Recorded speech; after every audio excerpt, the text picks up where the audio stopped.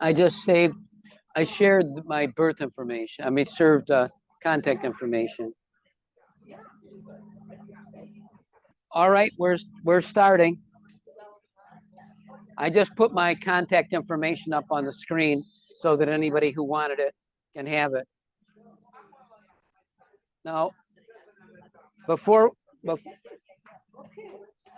before we get too deep into the weeds here, during lunch, which was delightful, a few people asked questions, and I asked them to hold off because I thought that their questions were important enough that I wanted everybody to hear them. So if I ask you to hold the question until we begin, speak up now, or don't tell me that you didn't get a chance. Yes, ma'am.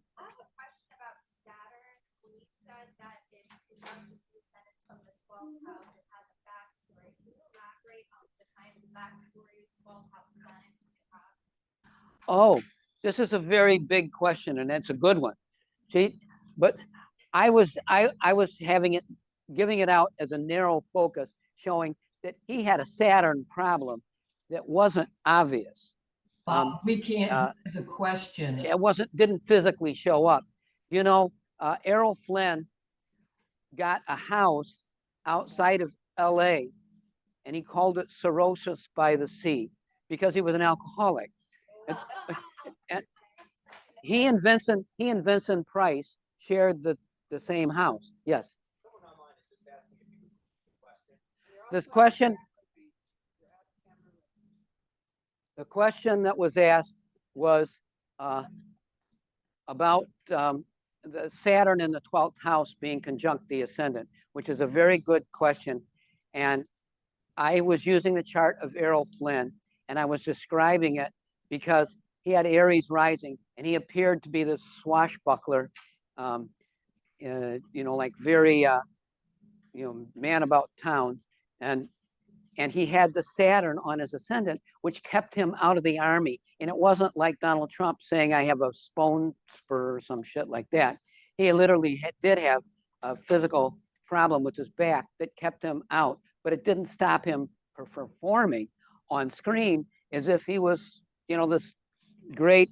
I mean, if you've ever seen the original 1938 movie Robin Hood, it's of course classic and way ahead of its time, and he just cut this screen image of this guy that had it completely all together, and it was really well acted. Olivia de Havilland played Maid Marian opposite him in it, and 20 years after the movie was made, she wrote him and says, "Oh my God, you can't believe how wonderful that movie was. We really did something quite miraculous." I mean, there's so many things in it that are just very cool. But not to get into the camera techniques of how they were sword fighting, and you saw the silhouettes on the screen and stuff like that. It was like way ahead. They didn't do that type of stuff for another 30 years. Anyway, but the point is, what does Saturn in the 12th house in this instance mean? Well, for spiritual aspirants, the 12th house is always things that you have to come to terms with because it is the spiritual path. And it's the thing that stands in your way of being able to go forward. Now, you'll find like Zig Ziglar, who had a cleft palate, and he ends up becoming this, very noted public speaker, right? Well, he had to overcome Mercury in the 12th house. It was a gift, but it wasn't a gift like, yippee, this all works. It's like something that he had to work at. And you will find that often with 12th house planets. When a planet is conjunct the ascendant and in the 12th house, it has this strong effect across the board on a person's life, regardless of whether they're a spiritual aspirant or whether they're just a schlep going through life, trying to figure things out. But the point that I'm getting at here is that the planets in the again, this is a different talk. But, you know, and the thing is that I know I'm beating my own drum here, but the whole book hangs together, and there's material in each chapter that builds, you know, one upon the other. The first section of the book has 4 chapters, which is called Spiritual Foundations. And it's all about how you get right with yourself mentally. And, you know, the first chapter is Astrology's 5 gifts, then unlocking your spiritual potential, then tuning into the cosmos, the moon and transformation, and then finally the importance of the physical body, where I take you through all of the different aspects of what you are encountering, dealing with your chart, your physical body, and the spiritual path. Anyway, the 12th house is very important. And in another chapter of the book, actually the 12th chapter, I talk about the, you know, how when you're looking at your chart, the relationship between the first house, which is you, the 12th house, which is a spiritual path, and the 9th house, which is your spiritual master or your higher consciousness, how they interact, because they give you a set of instructions in how to proceed along the path. So again, I'm glad you asked the question about the 12th house. Does there anybody had another question? That yes. Yes. You said that sometimes Jupiter is not working properly. And I asked, is it when Jupiter is not aspected at all by any other planet? Okay, let me answer the question in 3 ways. She asked the question, is what if Jupiter is not integrated, does that mean that it doesn't have any aspect to it? And an aspect pattern does indicate how well a planet is integrated into the chart, number 1. But there are other ways, like through rulerships or just pure positioning in the chart. But basically, you're onto something. When an unaspected Jupiter does not mean a bad Jupiter. It just shows that it doesn't have the integration, doesn't have the control of the reins in the way that you would like Jupiter to be functioning. You will note in the charts of super wealthy people, the titans of industry, they often have an aspect between Jupiter and Pluto. And, you know, like Bill Gates and, you know, Warren Buffett and so on. But Jupiter also plays a key role in charts of people who you think of as imbeciles, like Donald Trump, where he has a trine between Jupiter and Uranus. And Jupiter is on one side of Saturn and Uranus is on the other side. It's the get out of jail free card. He gets away with all kinds of shit. And he always has his whole life. It's like, I remember when he was first running for office, and a friend of mine who's a high muckety muck in the Republican Party was totally down on, like, oh my God, we're totally screwed. He says, everybody's going to beat him on. I said, you have no, I mean, I'm an astrologer. I don't like the guy. I think he's an asshole. But his chart is unbeatable. He's going to go through everybody else like he's a wrecking ball, which he did. He just knocked down all of the people and he got the nomination, and the rest is history. But my point is that as an astrologer, you have to follow the astrology. And you can't let your feelings for somebody or something enter into your judgment. Because when you do, you're likely to be off the mark. You know, astrology as a science requires a certain amount of detachment. And in the first chapter of my book, Astrology's 5 Gifts, the first gift of astrology is tolerance. You learn to be tolerant of everybody and everything because you realize that they, of course, they're different than you. They're not supposed to be like you. They have a different chart. And you realize, oh, when you take the second gift, timing, you realize, oh, if I want my life to work better, I have to be in sync with the cosmos. I have to be at the right place at the right time, doing the right thing. Like, I can tell you, there's a half a dozen people who told me that they were coming today, who live close, and they would be here, except I didn't call them up and remind them. But we all do so much of that hand holding. But we're all in it together, and so we do the best that we can. Now, the third gift is astrology's comprehensiveness, which is allows us to see that the beauty of astrology is that we get so much information with just a few symbols. And it isn't like we're making shit up. It's like the symbols have these multi-level dimensional meanings, and you can put them together in so many different ways and get something very profound, very real happening. So the astrology fourth gift is self-understanding. And as you come to understand yourself better, of course, you realize that not everybody's just like you.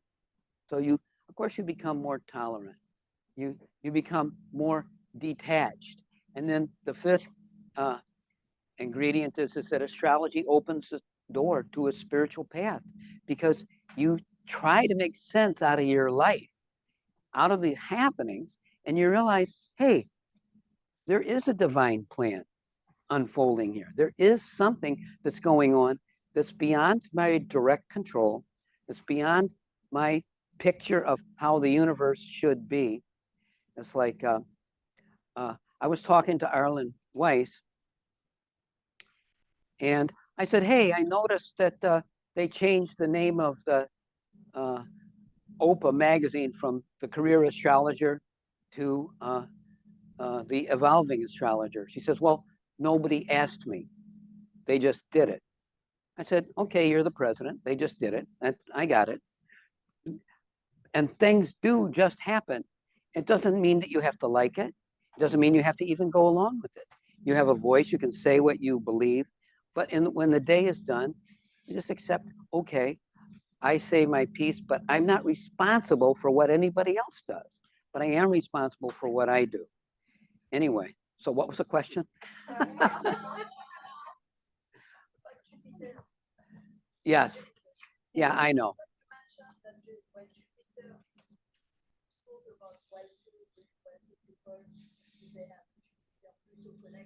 Yeah, when Jupiter is disconnected from the chart, it doesn't mean bad or good. It just means it's exactly that. It's not, excuse me? Yeah, when Jupiter has no aspects in the chart, it has some aspects, because every planet is always in some aspectual relationship with every other planet. It doesn't have any of the 10 aspects that I use. And then I say, oh, it's an unaspected planet. But, even loose aspects, when planets have very loose aspects in the chart lacks focus. And when the planets are all tightly focused, when the aspects are all close, there's tremendous punch to it. There's a little bit further down the line. I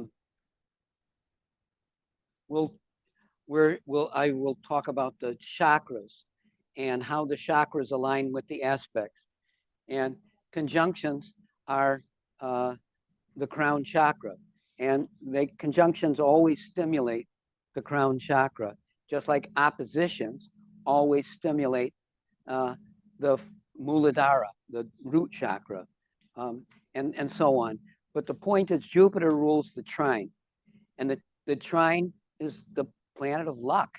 It's the planet that it's the cosmic Santa Claus. It brings stuff. And when somebody has an unaspected Jupiter, it doesn't mean that it's a bad Jupiter, and it doesn't mean that it's an irrelevant Jupiter. It is, in our frame of mind, you can think of it as an under-functioning Jupiter. It's sort of like the CEO that's not a hands-on type of CEO. It's not right there on the floor helping workers get the job done. Any other questions that we had? Yes, ma'am. The Jupiter Pluto, I have it conjunct in the second house, like Bill Gates, except it's square Saturn. Yeah. Saturn in the fifth. Yeah. That's right. Well,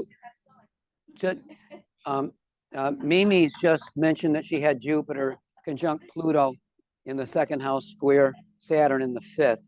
And Jupiter Pluto aspects are, of course, they're brothers. You know, they had divvied up creation. Pluto, it sits on Mount Olympus. Pluto's the lord of the underworld. But Saturn gets into the mix. It's like, Rick Levine studied hard aspects between Jupiter and Saturn and Pluto through history. And it's always very violent. It's dark type of stuff. You can think of it as like elimination, getting rid of stuff. So yeah, and everything in your chart, no matter what aspect, no matter how complex it is, it still has to be interpreted within the context of the whole chart of what's going on, and for that particular time, what that means. Now, was there any other questions? Did anybody else that I asked to put on hold? I asked any. Okay, fine. We'll go forward then. We were just getting ready to embark on something that I think is kind of important, which is the lunar the lunar node and how it's integrated into the chart. And again, the information is voluminous, but I want to go through as much of this theoretical material as I can, as quick as I can, because last night I calculated all the charts that I hadn't yet for people that submitted their birth information. I'm going to get to it. It just is, spoiler alert, we're not going to get to everybody's chart because there's just one of me and there's only so much time. But I will get to 10, 11, 12 of the charts. We'll see. Anyhow, let me see if I can get this up now. Oh. Thank you, ma'am. Oh. All right. This is the chart of somebody whose name I can't see because it's blocking. I got it. It's Elton John. And, just for the rule book here, Elton John's birth time it's not the date, but the birth time of day is in dispute. And it's not a little minute or two. It's like, there's a time that you will see for two, this one I have at 2 a.m., but there's also one for 4 p.m. So, but that's okay because it wasn't for that I was bringing the chart up. This is about nodal integration. And the only thing I wanted to point out is, look, he's got the north node of the moon in a mutable sign, and the south node of the moon in a mutable sign. And we're going to be talking about mutable signs in just a minute. But the point is, his sun is trine the south node. And he has Neptune trine the north node. Well, the sun and Neptune are opposing each other. Now you can think of this, and I think this way because I'm a Libra, and this is my way of thinking about stuff. They help each other. We got two oppositions. The nodal axis is always an oppositional placement. The north node's always opposite the south node, just like the ascendant is always opposite the descendant. So if you're going to have something trine one, it's going to be sextile the other. That's magical release of something. And when you have an opposition being magically released by the trine sextile pattern, it automatically brings a kind of synthesis. It brings them together. Now, Neptune rules music, and trine the node, it helped him. It described his ability to take a musical path in life and to create something. Whereas you can think of Venus as music, and he has Venus in Aquarius, and you would, if you go back to where he first became famous, his music, it wasn't bad. It wasn't, like archaic. It wasn't something that was grated on you, but it was different. It was for one thing, he was a piano player, not a guitar player. And at a time when there weren't piano players, except for like Ray Charles, that were making money in the pop music industry. But the point is, where Venus is the appreciation of beauty, Neptune is often the planet that is most prominent in the creation of beauty, the ability to make something happen. And trine the North Node in from Libra to Gemini was that kind of explosion and the ability to get it out to a lot of people and to stimulate people's thinking. Again, Neptune and Libra trine the North Node in Gemini is different, but it isn't. It wasn't like it wasn't rap music. It wasn't something that was going to shove something in your face. The lyrics were not going to, be intimidating. It wasn't going to be something that was going to be mean spirited. It's going to be harmony. But now the sun in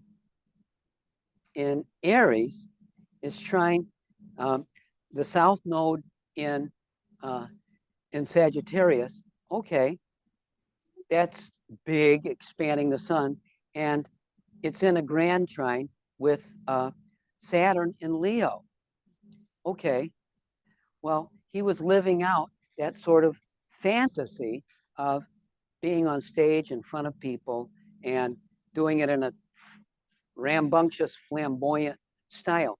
But the point is that he had to overcome his fear in order to be able to be his real self. It didn't come natural for him. And if you know anything about him, often what we see of a famous person, their stage persona, deviates fairly dramatically from what they are at the personality level behind the scene. Yes, you wanted to say something? In the reference here, are you referencing Here. connection and or reality? Ha! Am I referencing the South Node or reality? They're both in the same. Look at the moon is mother. Saturn is father. The square between the two in anybody's chart shows tension between the mother and the father at the time of birth. And his parents notoriously were not a cozy couple.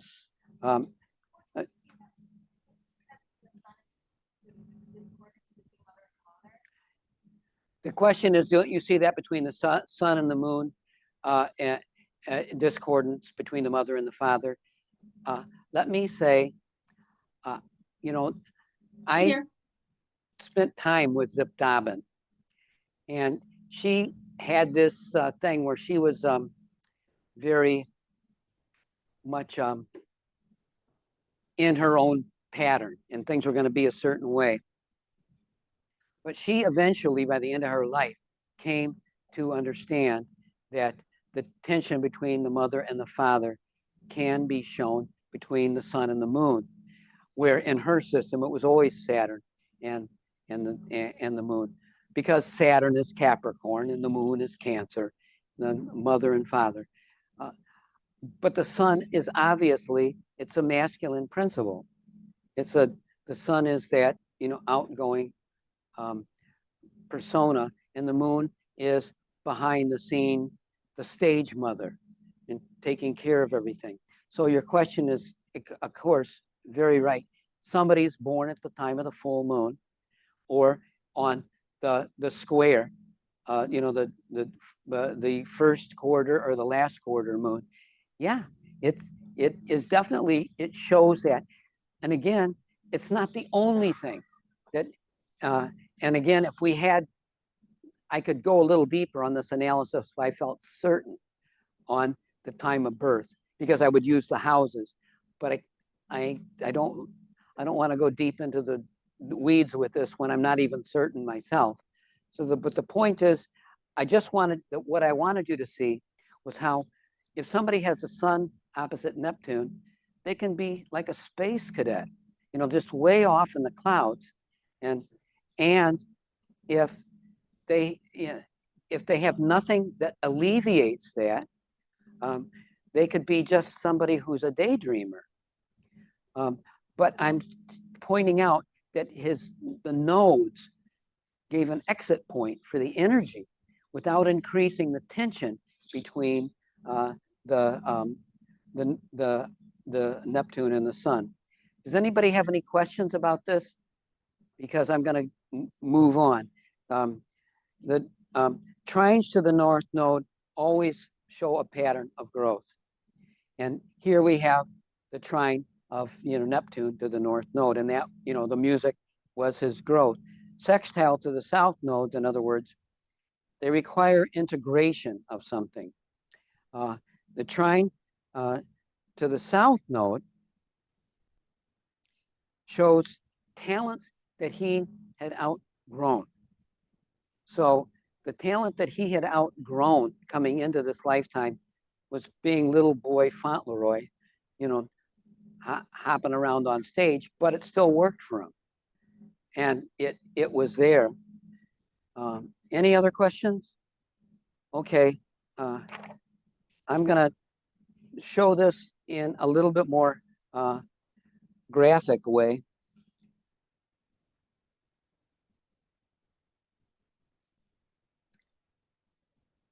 Here's the chart of Pope Francis.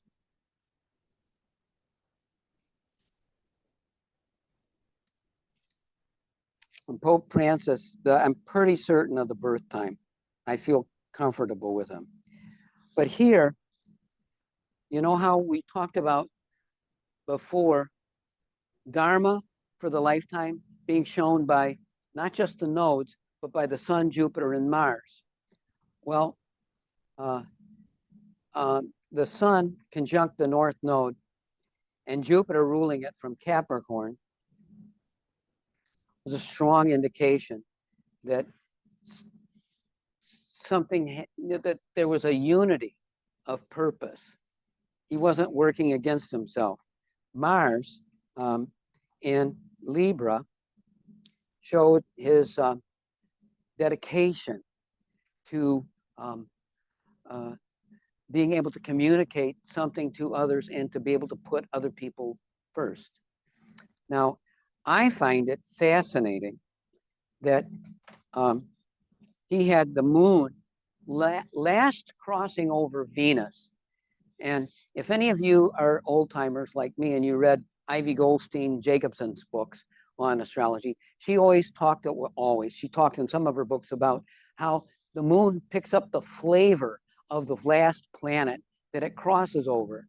And here the moon crossing over Venus, the moon had the he projected to the public a likability. It's like, I'm one of you. We're all in this together.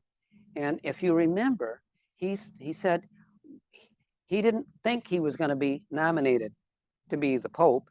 And he said that when he was, Francis, the name Francis popped into his mind right away.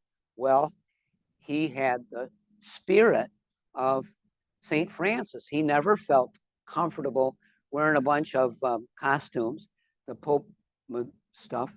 And he always wanted to just eat with the priests, be amongst people. And before he was even a bishop, he was always in the in the slums. He took the bus there. He didn't take the Pope mobile. He took regular public transportation, and he took care of people, tried to emanate the life that Christ had asked people in his followers to live. So again, I'm sharing this in the spirit that Mars and the sun are trine each other, and Jupiter rules the north node and the sixth house where they are. And what is the sixth house? Sixth house is the house of service, but it's also the house of habits. You develop habits that stay with you a lifetime. And the south node is in the 12th house. Well, what does that mean? What is a Catholic priest with the south node in the 12th house? Duh. He's spent lifetimes in the monastery. He had thought, oh, this is where I naturally belong. But what was pulling on him? What was pulling on him? The ruler of the south node is in Capricorn on the cusp of the 7th house. He had to get out. He had to be visible. He connect with people. And he wasn't going down to the ghetto to preach sermons. He was going down to the ghetto for food, clothing, shelter, help people get on with their basic daily living. Now, Saturn, which rules Capricorn, is in Pisces. So he's just gone through his 3rd Saturn return. And it's Saturn in people with Saturn in Pisces is Grant Louis talks about in his book, Astrology for the Millions. The Saturn in Pisces can manifest in one of 3 ways. The other 2 you can forget, but what's behind door number 3 is this pattern of service. And he certainly has emanated that. Now, Saturn is opposite Neptune. Neptune is an ideal, right? Neptune in Virgo has an ideal of making life better, perfecting life in a material way. You see somebody is hungry, you want to feed them. You see that they don't have clothes, you want to give them clothes. You see that they don't have the things that they need to make their life work, and materially you want to help them. Okay, that's the ideal. Now, what is Saturn? Saturn is the materializer. So we have Saturn opposite Neptune. It's a very, what would you say, difficult placement, because Saturn rules fear and Neptune rules faith. And Neptune rules the sign that Saturn is in. So the strings of faith keep pulling on this person all through their life. And with Mercury ruling the sign of Neptune, again, I don't know him personally. I don't have him on speed dial, although probably it would be nice if I did. I could just ask him this. It's a feeling of like this person alleviates his sense of purpose by being able to be of service.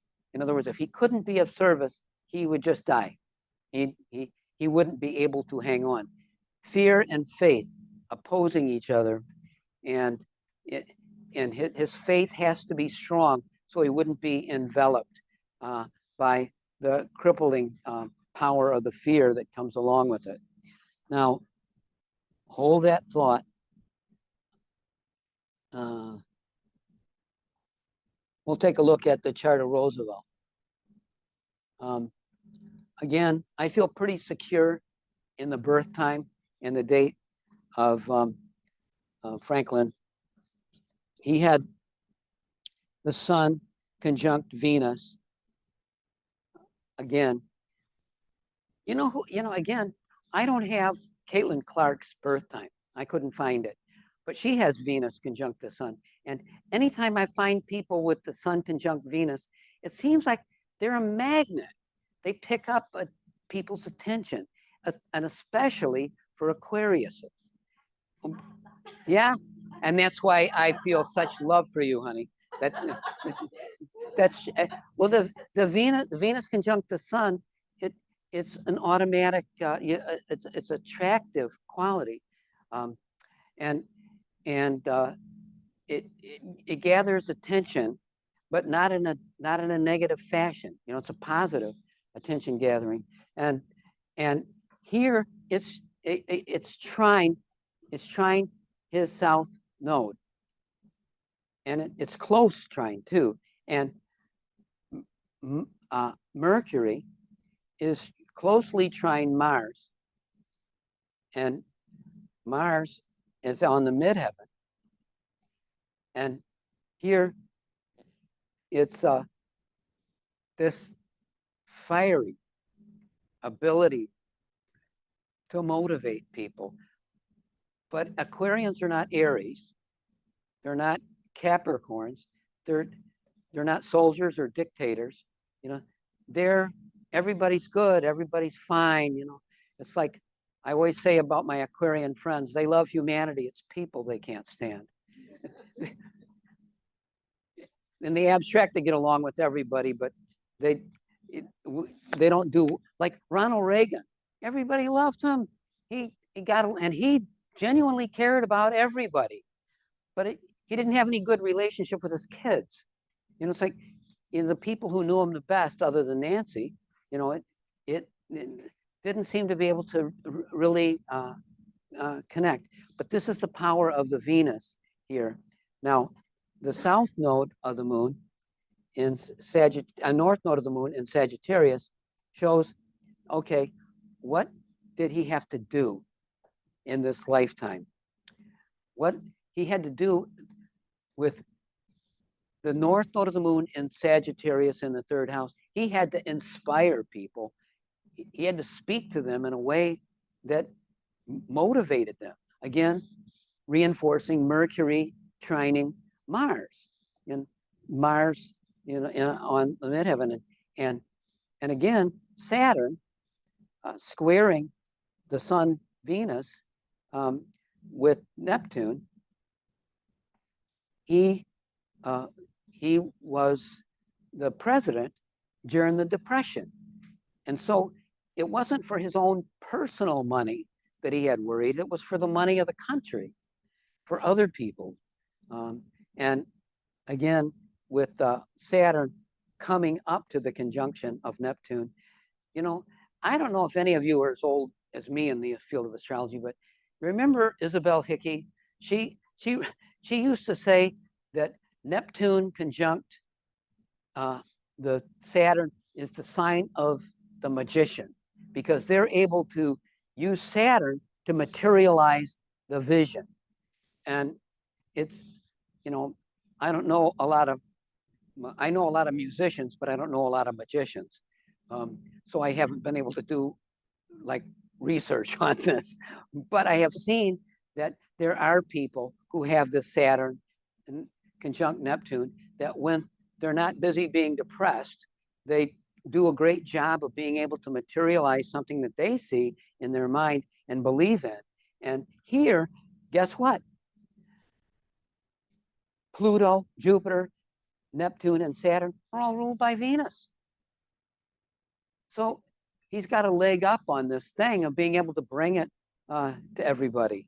And he, again, with Mercury square Pluto. You know, the interesting thing about Mercury square Pluto, and I know that for those of you who've been to college, you had friends that did this. They signed up for organic chemistry.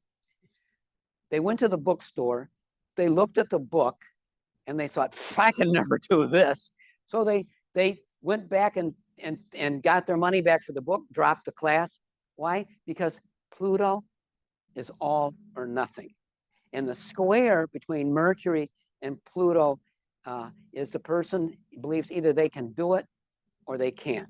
And if it looks like it's too hard, they turn a couple of pages of the book and then they say, oh, I'm not going to do this. They return it to the library.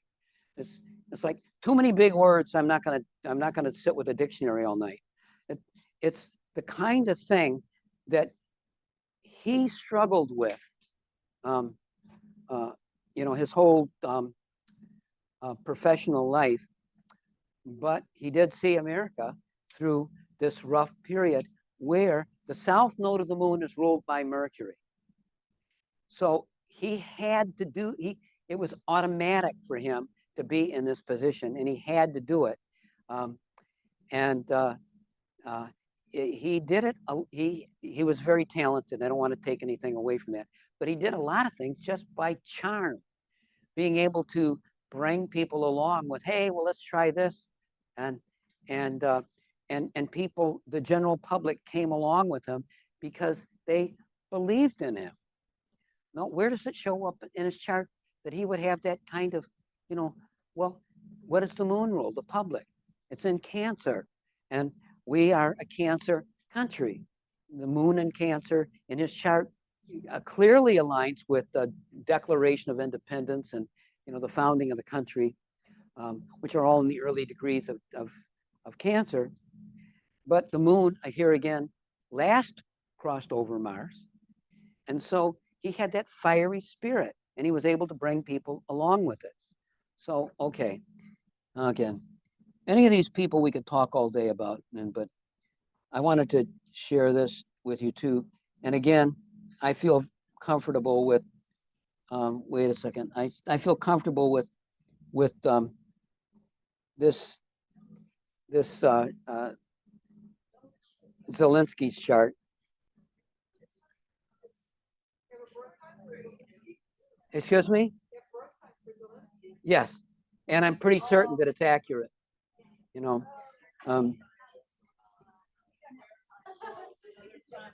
Most, the question came up that I have the birth time for Zelensky, and I wanted to tell you that most 95% of the birth information that I use in my talks and in the book, I got from Astro Data Bank, and they had like Lois Roden, like A plus or maybe B, and like the type and Martin Luther King Jr. we have 10 in the morning, but it was from mother's memory, and so we rated it B. But for the most part, these are all good. And here, just like with Roosevelt, we have Aquarius with Sun conjunct Venus, and guess what? It's very closely trine the north node of the moon, whereas with FDR we had it trine the south node. So he's not using tools so much that he brought from the past. He's making it up as he goes along. But look at, he's got Pluto and the north node of the moon in the 5th house. Well, what was he before he was the president? That's exactly right. He was a comedian. He was an entertainer. And it's the 5th house. So we do have Mercury sextile Uranus, and we have Jupiter rising in Gemini in the 1st house. So it is kind of interesting because Zelensky is getting ready to go through his Jupiter return, which happens every 12 years, right? And he's got the moon in trine to Neptune. Now, Uranus, Neptune, and Pluto are difficult energies for us commoners to integrate into our charts because they're infinite. They go beyond the manifest world. But Neptune is connected with the path of love, the path of music, harmony. God is infinite bliss. And Pluto is power and is connected with the path of karma yoga. And here we have the moon in close trine and sextile to the planet of infinite bliss and the planet of infinite power, but also the sun, I mean, the moon is square, um, is square Uranus, which whenever you have a moon square Uranus, there is often a problem having to do with the mother and the way that one is raised. Now here, with the sun in Aquarius and the moon in Leo, and there's a strong desire to present themselves, to win somebody's approval. And with the moon last over Mars and next over Saturn, it's a squeeze. He's in a box where there's a feeling of having to get something accomplished in this life. Well, I remember Sean Penn was in Kiev at the time the Russians invaded and stayed there for 2 weeks with Zelensky. And when he came back to the United States, he says, this man was born for this job. And as astrologers, we can look at this chart and say, oh my God, this is very profound stuff. It's like, who would have given him a chance in their own thinking? And again, with Mercury square Pluto, again, it's that all or nothing. It's like, well, he chose all rather than nothing. And he's played a masterful hand at being able to keep his country afloat against Donald Trump and Putin and all of the other people that would wish that Ukraine would just go away. It's sad. Anyway, he's, great growth comes with great struggle. I was reading the memoirs of Meher Arani, Meher Baba's closest disciple, and she said that this is the Kali Yuga, and it's during the Kali Yuga, it is so difficult externally, and you have so many incentives to fall off the path. It's actually very easy to make spiritual progress because it doesn't require much effort to actually do something, because you're going against the grain of where the world culture is going. We live at a time when people are just, the anti-God element is about as strong as it can ever get. Bob, do you think it just started? We've been in it since the time of Krishna, the Kali Yuga. So it's not just now. No, it's not just now. You know, the thing is about now, the moment now, always has a special connotation. And people always say, well, things have never been this rough. Well, yeah, they have. I Not in our lives. So No, but I coming here this morning when Fernando was driving me here to the university, I saw a sign that says, if you think life is tough, try wearing a Jewish star. And it's like, it's a reminder that we've been through times that externally were a lot rougher than this. But we also have we have something opening up for us.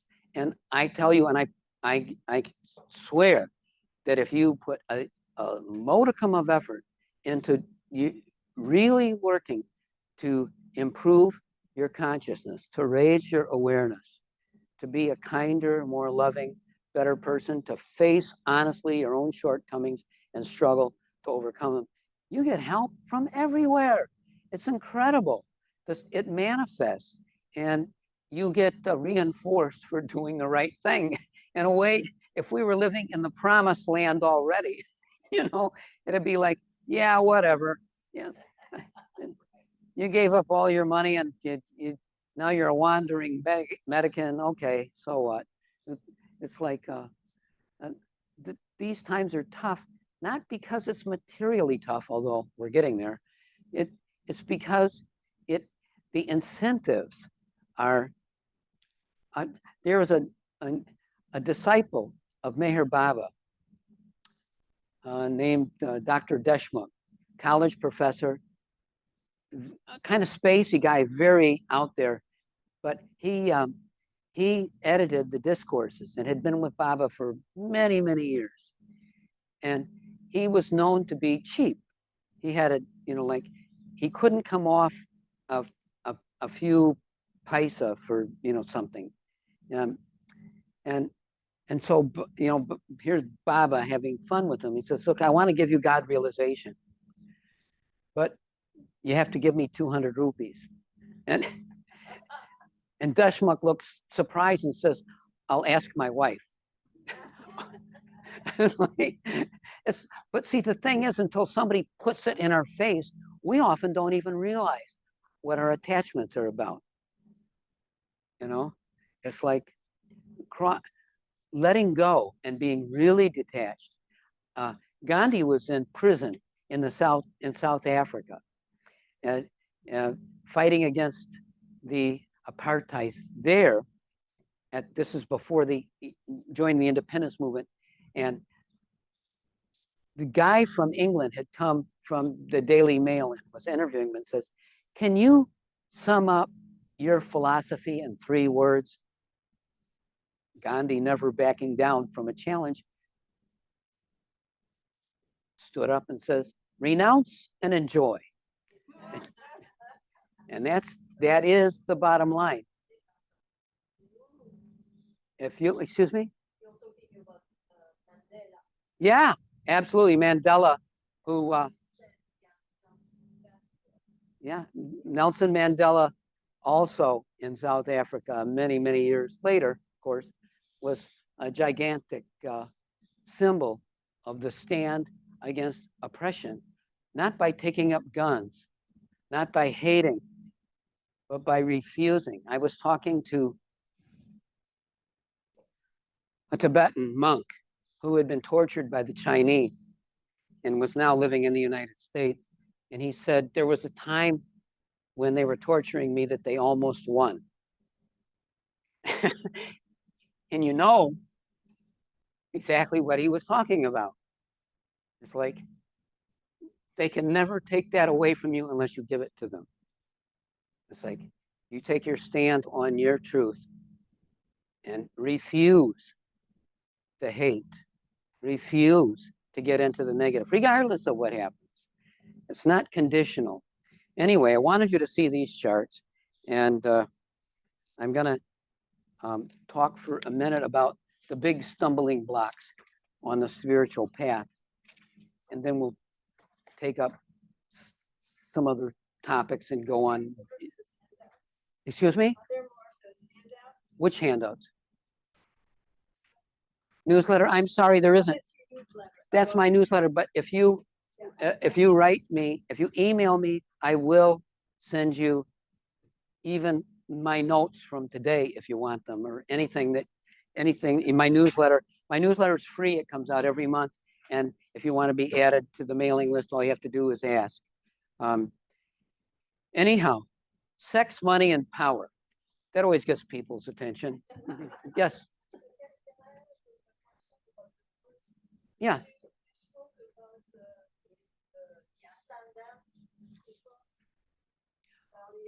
I spoke about the ascendant. So what happened when the nodes are square the ascendant? What the question is asked, what happens when the nodes are square the ascendant? I don't know. I haven't ever thought about it. When I have seen charts where the nodes are square the ascendant, but when I've seen them, they were always conjunct the nadir and the midheaven. In other words, and in which case the way out is that the person is, they're doing something in the larger field. Either they've been a political leader or something in the past, or they're destined to take some important, responsible position in this lifetime. I mean, again, it would depend on the exact ones, but that's the best I can. Yes, ma'am. In your examples, you showed the expression of North Node trines with planets.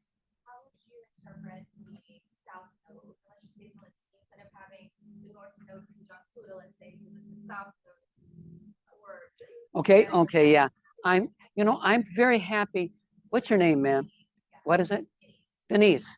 Okay, Denise, I'm happy that you asked the question, what happens when planets are conjunct the north or the south node? and squaring other And- planets and rather than squaring it- trining, so it's more challenging. Yeah, I skipped over, for expediency, I skipped over a big chunk of things, but what the heck, I'll take a step back and talk about this. Let me see if I can. Okay, square, trines and sextiles we talked about, and there's something different for other aspects, but squares are, as Jeff Wolf Green, the founder of what came to be evolutionary astrology, talked about squares to the nodal axis as steps interrupted. So I ran with the idea, and here's what I'm, instead of just spouting off, I want to show you a few examples that where people had what I think of as difficult squares to the nodes and what that meant for them. There was something that they had to go back and pick up. Now, some of you may know Ira Progoff. He has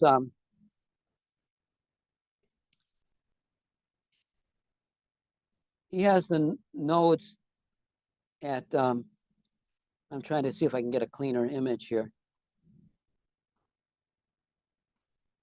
He's got the nodes at, south node is in Aries, north node is in Libra, and he's got Mercury, Moon conjunction.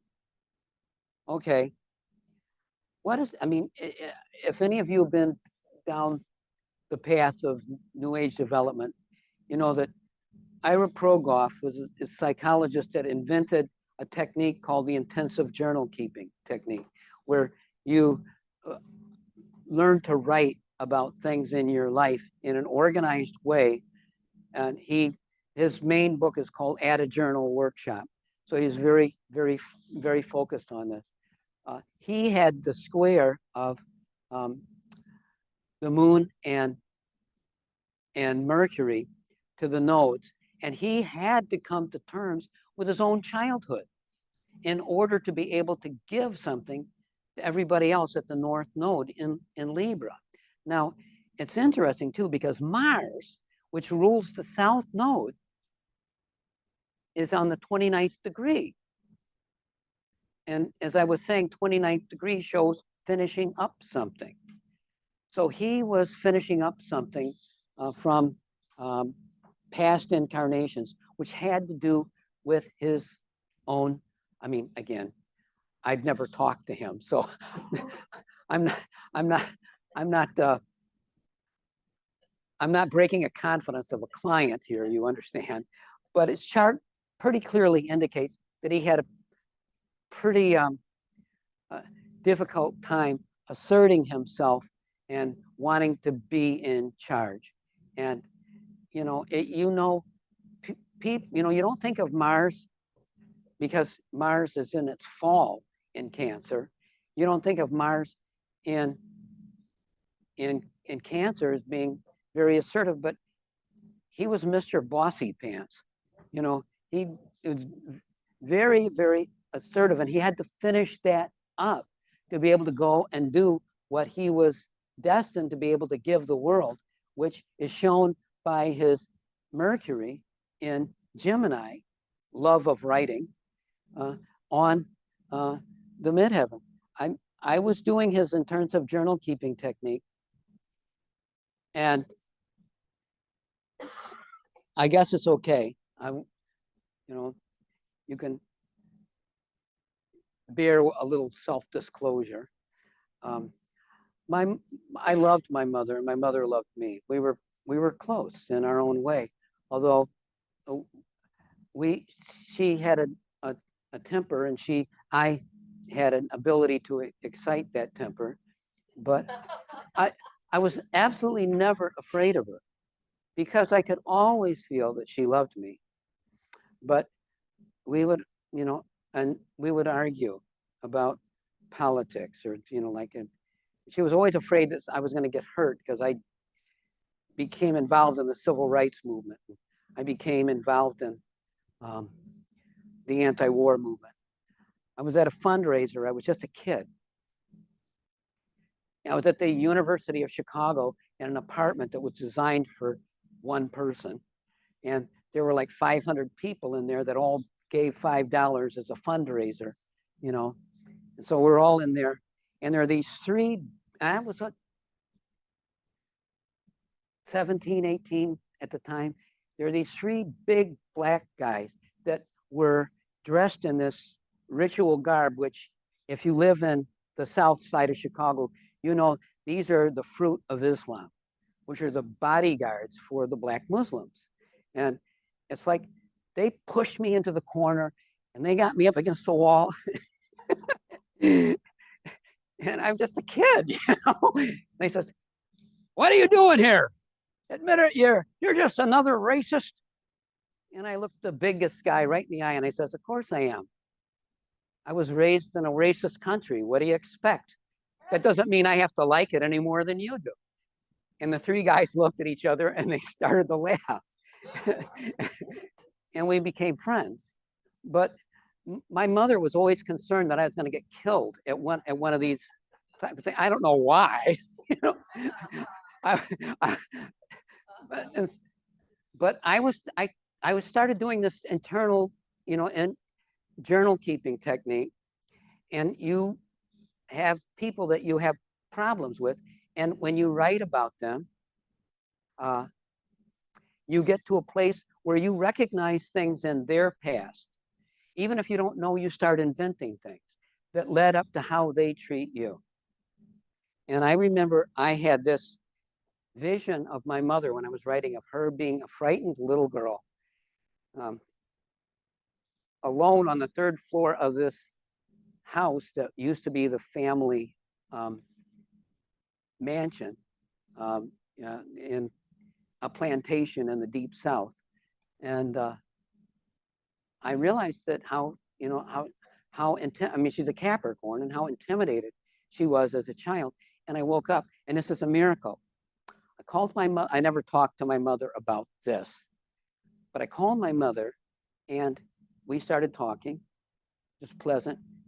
We never had an argument after that day.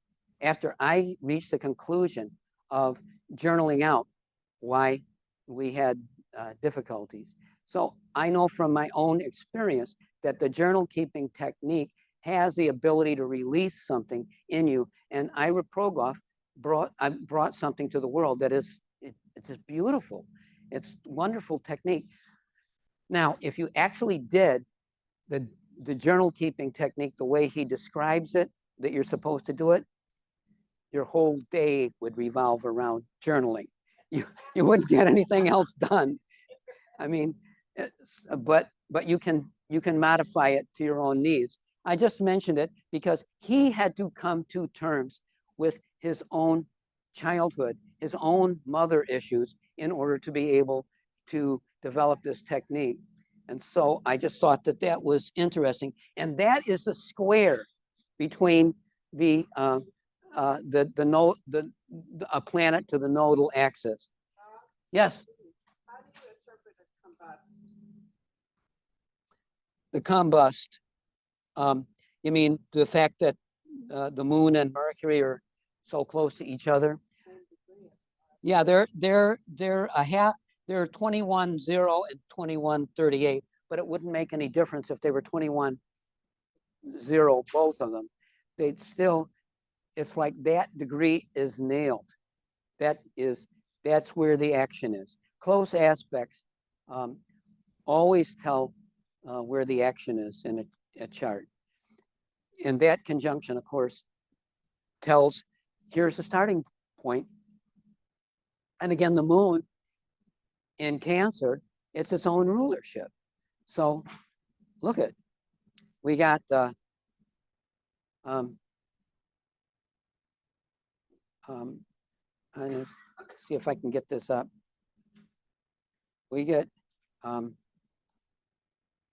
all of the planets in a very tight wedge, square between Venus and Saturn, and Uranus on the only thing on the other side of the chart.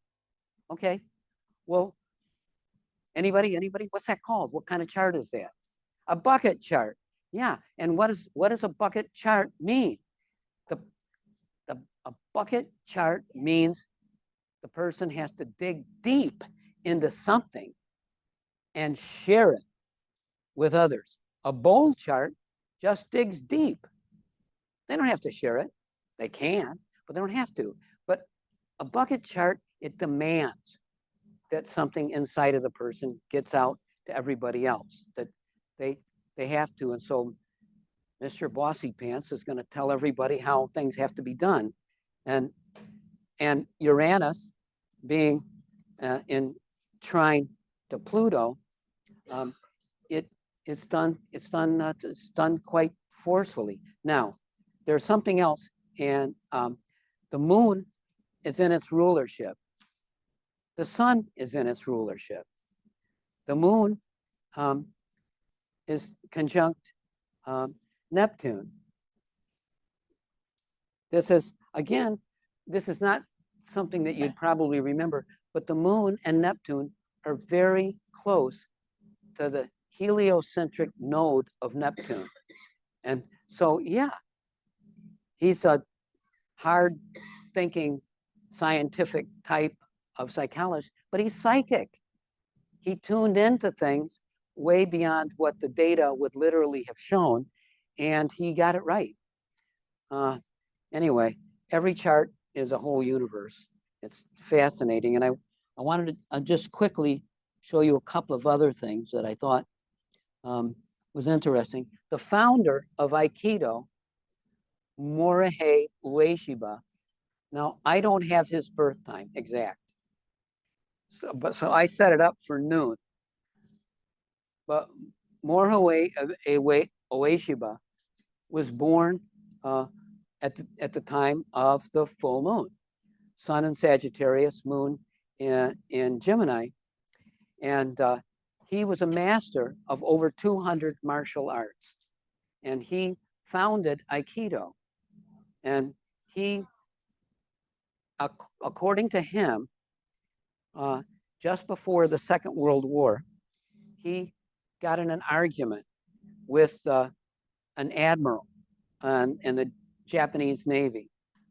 Now, he was a scrawny little kid that he was too short to get into the military, and so he hung himself by his arms from a tree for months, trying to lengthen his body, and he finally grew another half an inch and was able to get into the military.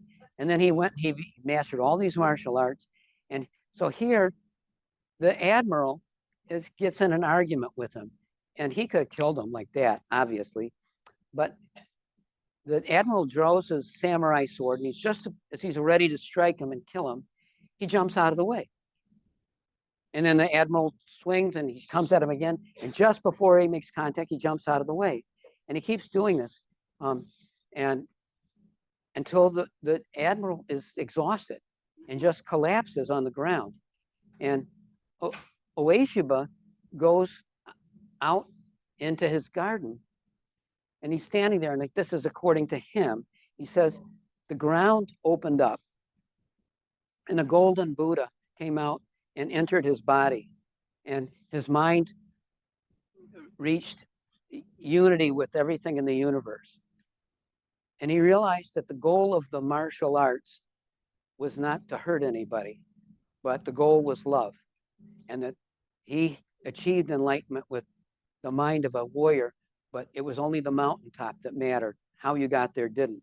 Now, he refused to go into he could have, been some big guy in the Second World War, but he thought that Japan had lost its mind. He went off into the mountains. And after the war, he came down from the mountain, and he sent his teachers, his Aikido instructors, all over the world. And now Aikido is taught in every country in the world. And it is Budo, the way of the warrior of nonviolence. It's an interesting past, but I wanted to share this with you because he had the south node of the moon in Taurus, and the north node of the moon is in Scorpio. So he had to do this passionate thing of the north node in Scorpio, but he's got Jupiter in Leo square it. So what does that square Jupiter mean?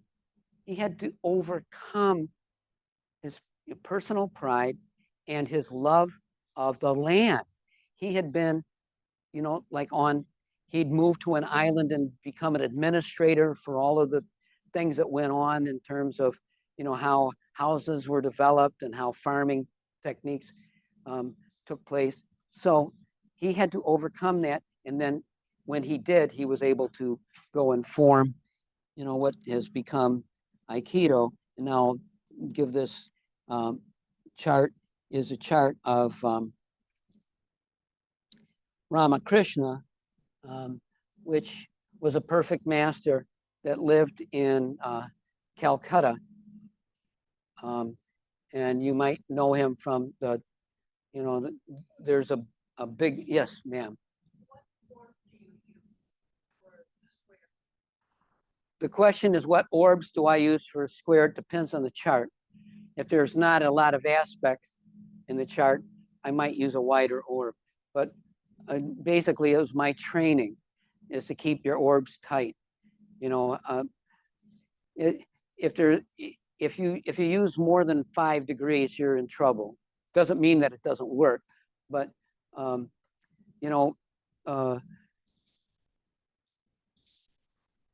it's not that it's not there either. But the closer the square is to exact, the more potent it is. Just like the time of the full moon is strongest right at the moment of it. I always say my prayers at the time of the full moon and the new moon. Did you have a question?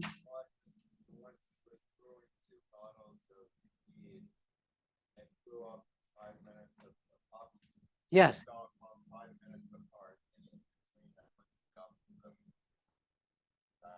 Yeah. And so I'm sorry, what was your name, sir? David. David offered up that he was making mead and had 2 bottles and the tops blew off.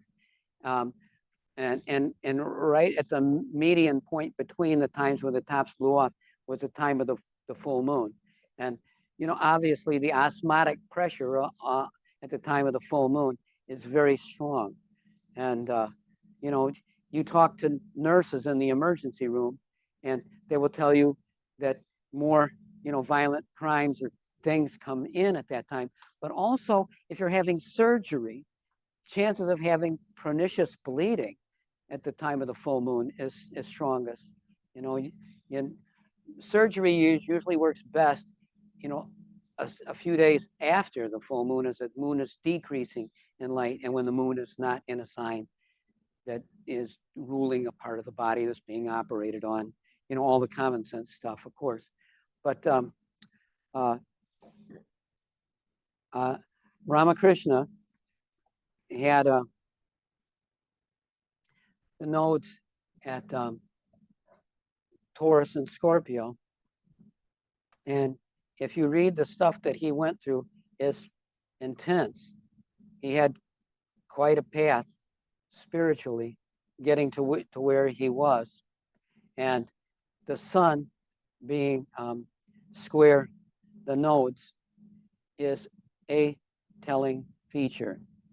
Now, in terms of past incarnations, with the sun at 28 Aquarius and Uranus at 0 Pisces, we can assume that he's going into something new that he hadn't acquired yet in other past incarnations.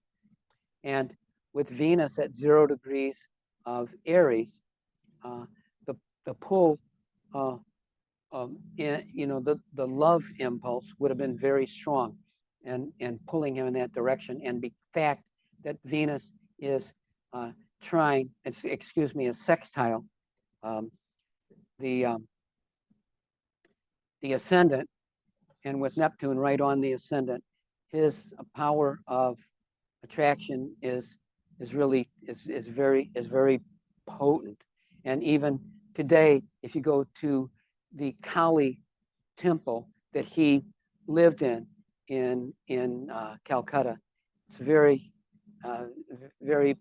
potent. I feel blessed. I was at a workshop there a number of years ago. I was asked to speak at an international conference of astrology in Calcutta. And you can still feel his vibration in the city. It's very strong. Anyway. Don't they know? I guess they know what on that first breath. Yeah. Someone was there. Yeah. They do that type of thing in India. That's true. That's true. Well, you know, it's not like here where it's like whatever. You know, oh yeah, the child was delivered a couple hours ago. Well, what time was it? Oh, I don't know. I think it was 11:40, something like that. You know, they can be very precise.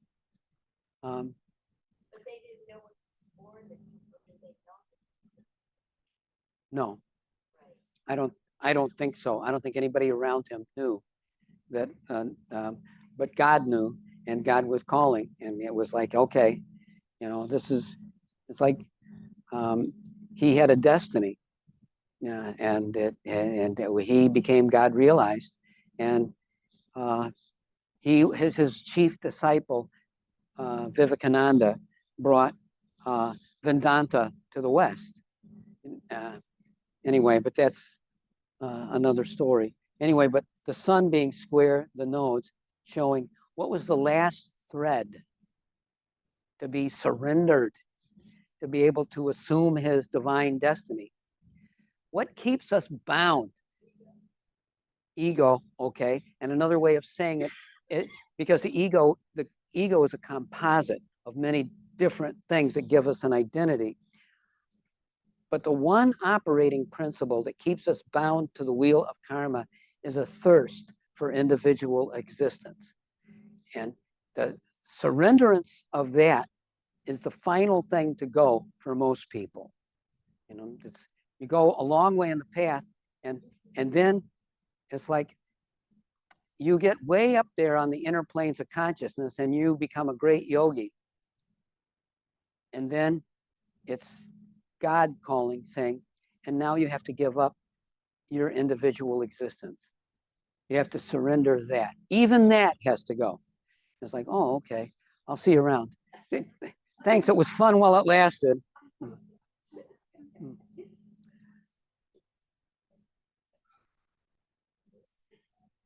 It's like my daughter had a boyfriend who he says, I would do anything for you. He says, well, would you divorce your wife and move to Myrtle Beach? And he says, well, I'll think about it. Okay. Well, you know, the thing is that until somebody shoves it in our face, we don't know. It's like, we don't know what the thing. The thing is that most of what holds us back is unconscious. You know, people can think, oh, I'm way beyond that. Oh, well, here. Well, maybe. It's like we get tempted by, and it's not that we're dishonest. It's that we don't know ourselves. We don't know a lot of the things that are operative at that inner level. So sex, money, and power are three things that trip people up. And how many times have you had somebody that you believed in, whether they were a spiritual leader or they were a political leader that was doing good work?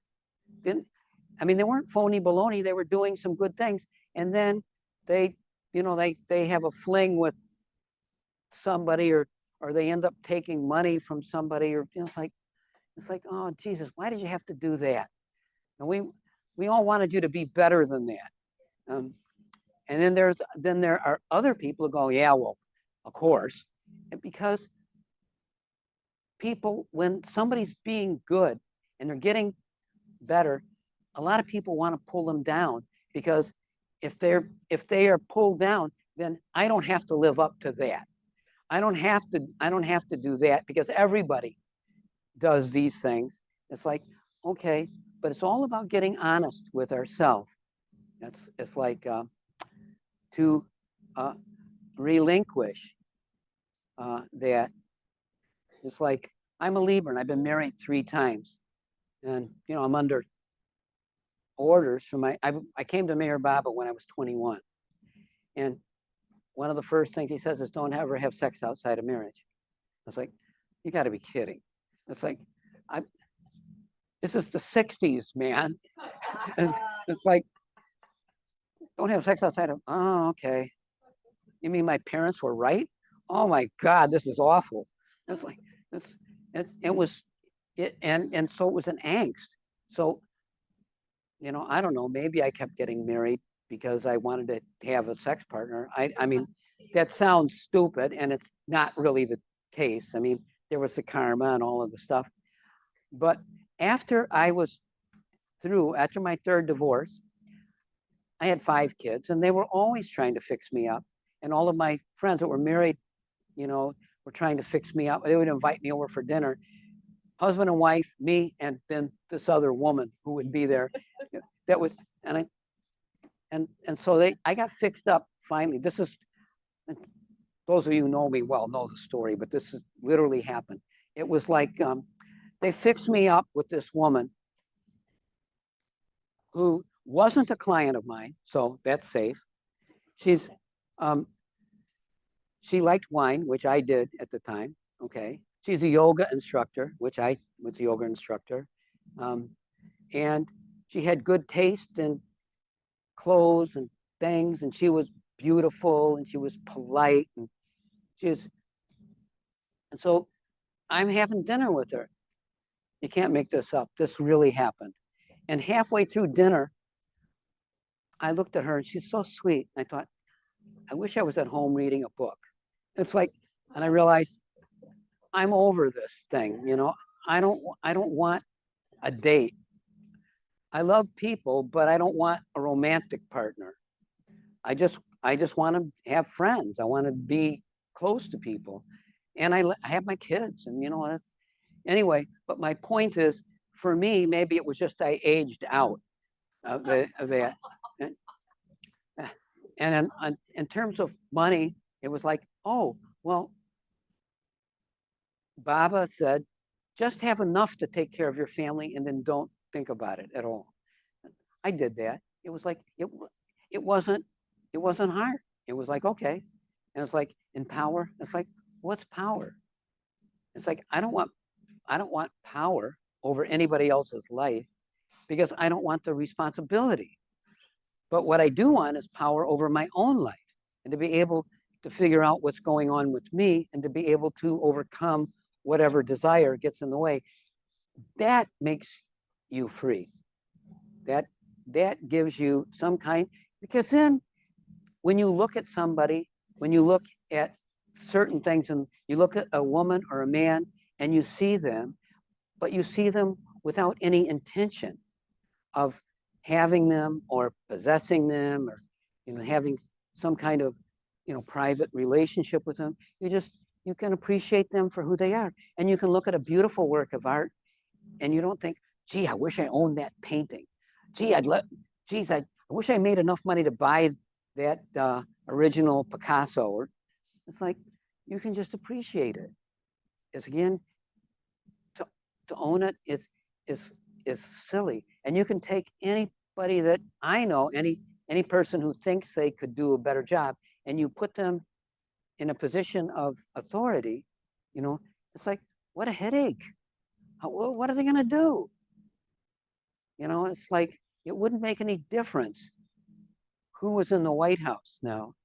At the end of March, when Neptune goes into Aries, we're going to have runaway inflation. I mean, not because I said so, and not because just my statistics show that when Neptune goes into a fire sign, we have inflation. But, the world astrological financial experts agree. And Grace Morris, who lives close to here, is somebody that I listen. I get her newsletter and listen to her, and yeah, I started taking Grace's newsletter when in 2008 there was there was a forum. Yeah, Grace is in OPA, but there was a forum where there was lots of like astrologers, who you will all know, but I won't name, that were on a forum, and everybody was saying that after the crash in 2008, that there was going to be a double crash. It was going to go down again, and the only person on that, Leo, that she is, said, no, that's not going to happen. That the stock market is going to go up, and it's going to continue to go up, and she was right, and she was of the major economic forecasters that I know, she was the only one that was right. And I started taking her newsletter and started going to her forums, not because I wanted to become a financial astrologer, for Christ's sake, that's another whole thing, but because I wanted to have somebody to send my clients to when they had special needs in the area, just like with doctors or lawyers or anybody else that you want to have on your referral list. Anyway, so I invited my principles of personality. And I didn't know it when I first listened. And I think it's what principles above personality? the more years went by, the more profound I realized it wraps up Mm-hmm. my mind. Yeah. Everything you just Yeah. Well, it boils down to character, ultimately. You have to go and taking your stands on your principle is using your Jupiter appropriately. Jupiter is your principles. It's your higher wisdom. It's the part of you that knows better. It's your conscience that knows that you need to take care of your fellow human beings. Now, Freud had a last work that, he had two last works, but one of them was more private for technical stuff. And then the one is Civilization and Its Discontents, which was his last work for the general public, which he basically said, we have this sex drive, and we have these needs to acquire and stuff, and it's only when those things are correctly channeled that we build a civilization. It's like it is by the sublimation of these energies that something great for everybody comes about, and that is something worth dwelling on. Anyway, I wanted to say a couple of other things about this. The karma connected with sex, the karma connected with money, and the karma connected with potency, or some authority in other people's lives beyond your own, is very deep and can cause a tremendous amount of mischief in your own inner life, but also it can haunt you going forward. And that's why you see somebody, I don't want to mention names, but there's so many political leaders that we've seen that were actually doing pretty decent work, and then they had some fling with somebody or something that was like, oh God, why did you do that? Or they ended up taking a bribe or something, and thinking, you lost, like you're saying, you lost your principles. It's like that was very unfortunate. Along the spiritual path, there gets to be a point where you realize that your actions are causing problems, because you realize, I may not be completely stupid, but these are unintelligent choices that I'm making, and they're causing problems. So let me sit still. Let me not do anything for a bit. And then, if I can reason what would be an intelligent action, and you start implementing that, you're moving into the arena where you can be initiated into what's called non-binding karma, where you're no longer developing this endless thread of karmic entanglements. It's a trick, but I just give this quote from Meher Baba's discourses. The movement from unintelligent action to intelligent action, that is from binding karma to non-binding karma, is often through inaction. So if you're inactive, at least you're not doing something that would have caused you problems. It's sort of like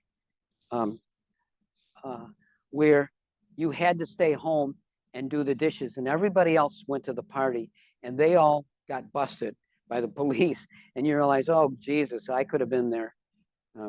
So anyway, I think that I know that time is nigh. You've all been very good.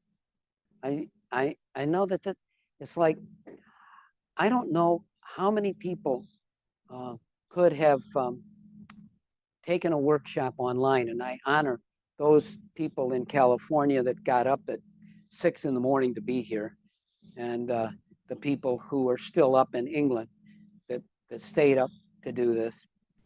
Yeah, I take my hat off to you, but there is something about being in the room with people.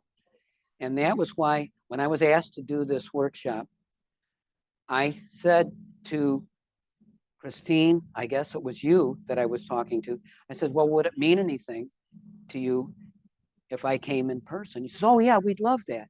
Well, I thought it would be fun to do it in person if it was all possible, because I like having the contact with everybody's aura, and being in the same vibration.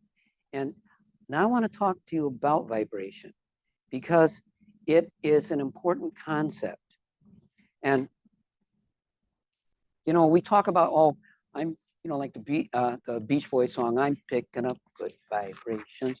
Okay, well, what does it mean? You know that you're with people, oh, they got great vibes. Well, what does that mean? Well, I went into the church and I felt like praying. It's like, oh, I just picked up the sweetest movement from these other people. It's like they're all, they bring out the best in me. And as parents, you all know, Tommy, I don't want you hanging out with those other kids anymore. You're picking up bad habits. Well, yeah, it's the vibration. And we can materialize it into certain external physical things, but it is the inner vibration. Well, where does that come from? If you haven't read the book, The Zodiac, A Life Epitome by Walter Sampson, and you are an astrologer, do yourself a favor and get it. It's like many of the things that I talk about. It's a one-off deal. Everybody that you respect in astrology from the olden days read it and drank liberally from it, quoted from it, but nobody, and it would be in their selected reading list, but Dane Ridjar and so on, but they didn't tell you about it. And go ahead. Walter Sampson. And the book is still in print, by the way. It was first printed in 1929. But I wanted to just quote something, paraphrase something out of it that's very important. He talked about there being, I'm going to see if I can find this. He talked about there being 3 kinds of motions in the world. There's straight line motion, there's circular motion, and there's a vibratory motion. Straight line motion, he equated with the cardinal signs. Circular motion, he equated with the fixed signs. And vibratory motion, he correlated with the mutable signs. Now, I've got to get back to my desktop here. Well, I'm going to talk you through it if I can't find it. I wanted to show you this neat diagram that, I'm not an artist. and I'm not even particularly visual, but I always have been blessed to have somebody around me. When I was putting together my correspondence school, Leela Bruner, who lived in Omaha, did illustrations for me because she's an artist, and Paula Bellamini did all of the directions for the book. And I wanted to show you this cute diagram that she did showing the mutable signs. But since I'm not blessed with being able to figure this out here, I will give it one more shot and see if I can. Nope, I can't. Okay, forget it.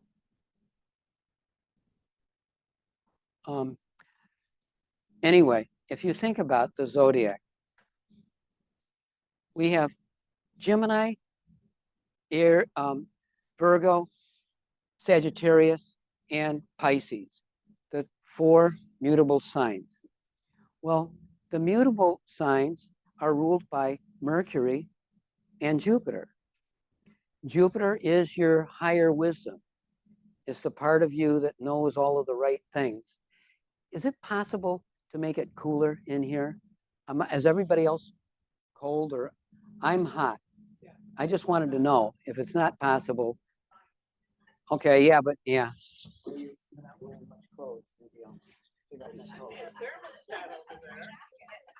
Can somebody go look at the thermostat and see if it's possible to adjust it?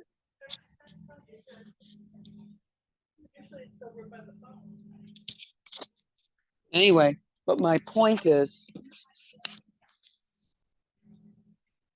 anyway, what I was gonna say is, yeah. Hey, Christine, is it possible to make it cooler in here? Okay, that's okay. We did it. Anyhow, the point is, a mutable sign comes before a cardinal sign. So it is the mutable signs are the season of change. And changes that go into effect that have the most promise for us happen just before a new cardinal sign.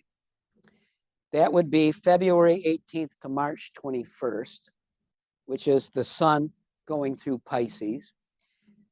That's the days this year, but they vacillate a little bit from year to year.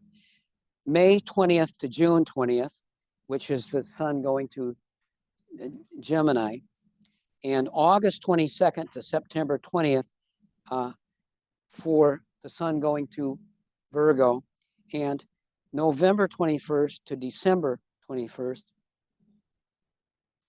That's that is a time when it is easiest to make changes in your own life prior to going into a new movement. This is all part of being in tune with creation. Again, if you're a meditator, the best times to meditate are usually at sunrise or sunset, because the forces of nature are most carefully balanced. Now, it's kind of interesting. I don't know if any of you've ever done this, but I've done it a lot, and I don't bother anymore. But when the sun crosses the vernal equinox or the autumnal equinox, you can balance an egg on its end. It does. It balances.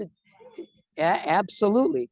I have a client that balances a broomstick on its end, and if you get it at exactly the right moment, right when the sun is crossing, it balances because the forces are aligned, and it's a graphic demonstration of what is this principle of being attuned to creation. And that's why I'm adding this thing in. I hadn't seen, some of the things I've seen written that I'm telling you about, but I hadn't seen anybody write about this, but it's true.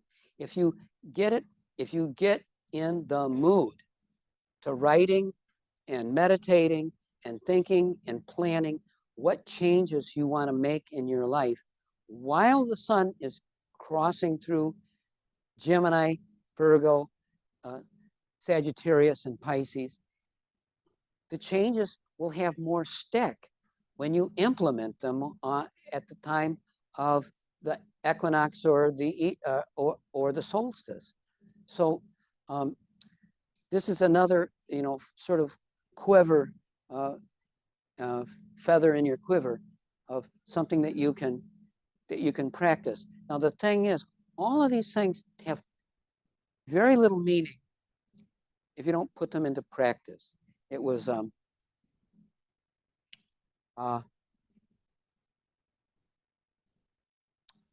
so many. It was Rick Levine was fond of saying, in theory and practice are the same. In practice, they're not.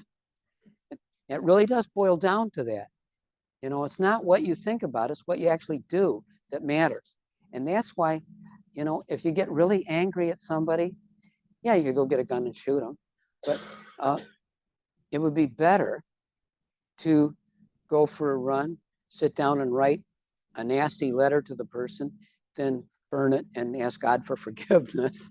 It's like, in other words, you take it out of your mind. You may find sublimation for it, but what you want to do is redirect the energy into a way that creates something. It's sort of like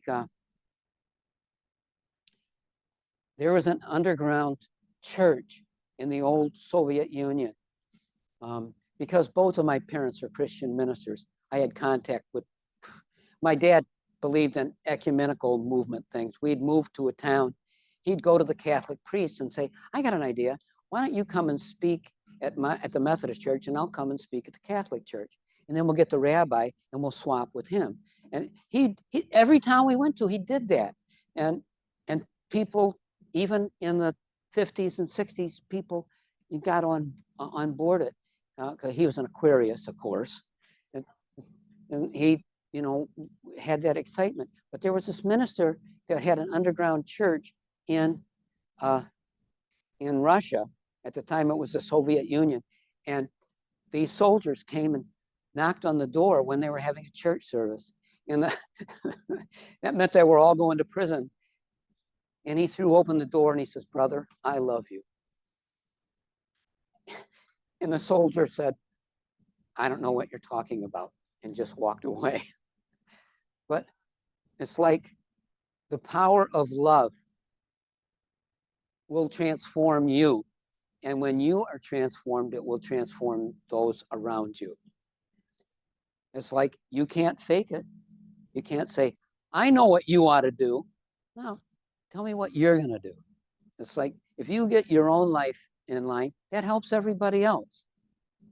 I'm a lot of air in my chart. So, it's like I was a tough sell. I lived in an apartment with 5 people, 5 bedrooms.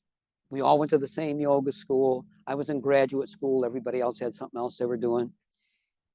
And this guy came and he was giving us a talk in our, impromptu on the evils of, overindulgence and stuff. And we were gathered around him in the kitchen, and he left. And I says, wow, that was really inspiring. And Nomi, one of my roommates, said, well, the talk would have had a lot more impact on me. He hadn't eaten an entire bag of chocolate donuts while he was giving the talk. I hadn't even noticed because, air sign, it's like, oh, that sounds like a nice idea. When I took a long time, I'd get up in the morning and I'd take my blood pressure and I'd write down, I took my blood pressure medicine. I'd be out for a walk and I'd realize, wait a minute, I just wrote down I took my blood pressure medicine, but I didn't actually take it. I just recorded that it's like, it's the sin of the air sign. You get a lot of great ideas, but it's putting it into practice that is where the rubber meets the road. And so what I'm saying to you is, remember, Gemini is the sign of collecting information. Where would you be if you couldn't think about things? Where would you be if you didn't have your eyes, your nose, your ears? You didn't have touch, taste, smell. You didn't have your 5 senses. You wouldn't get information from the outside world. But what do we get from Jupiter? Jupiter is the one that puts it all together and says, that's a worthwhile thought. Think that. That's what? That is a worthwhile thought that you're thinking. Do more of that. That's trash. Don't entertain it. Get on with your life. So Jupiter is the organizing deity in your life. It monitors it.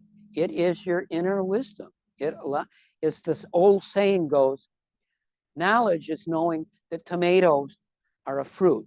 Wisdom is knowing not to put it in a fruit salad. It's like you take all the information and you start putting it together, and then you get somewhere with it. Anyway, this is just one small thread of the things that help you attune. If you are, when the sun is going through the second house, between 4 and 5 in the morning, approximately, that is the most profound time to meditate, because there are people on the inner planes of consciousness that are higher up, that are further along, that are there to help you cross the inner planes of consciousness. It's a time of being able to make rapid progress. And when you ritualize that, I'm a slacker, but my master for a year woke me up I didn't set my alarm. He just woke me up at 4 o'clock every morning, and I'd be all right. So I'd get up and meditate for a while and then go back to sleep. But the help is there. And if you've just traveled from one part of the country to another, where you've gone through several time zones, and you get off the plane and you have to, like, I would be given a talk somewhere, the time between 4 and 5 in the afternoon, if you get direct rays of the sun on the top of your head, it will align your circadian rhythms to the place on the planet that you are residing at that moment. And because I travel back and forth to India, a lot, and I'd get off, and before I knew this, I'd get immense jet lag that would set me back for a week or two on both ends of it. But this is a trick that helped me overcome it. And Mary Vorzak, who is long since passed away, but if any of you know her, she was magnificent. She was the best medical astrologer at the time. And I studied with her, and she told me to take bioplasm, all 12 tissue remedies, and large amounts of vitamin C when I got off the plane. And that would also help. Anyway, I'm just sharing these thoughts with you about, and again, in my book, I talk about tuning in to the cosmos and how you learn to get messages from the environment, which is very important to being able to understand what's going on in your astrology chart and why you get along with certain people and why you don't get along with certain people. It's all karma, You meet you've had that experience where you meet somebody where you don't know them at all, but you have an instant like or an instant dislike to them, and it's like, why? But you have to pay attention to your first impression, because what happens in the first 5 minutes is going to describe what's really going on. Anyway, any questions on vibration? I mean, this is a huge topic, obviously. Faye and David Cochran put together this system called vibrational astrology, which is their version of harmonic astrology.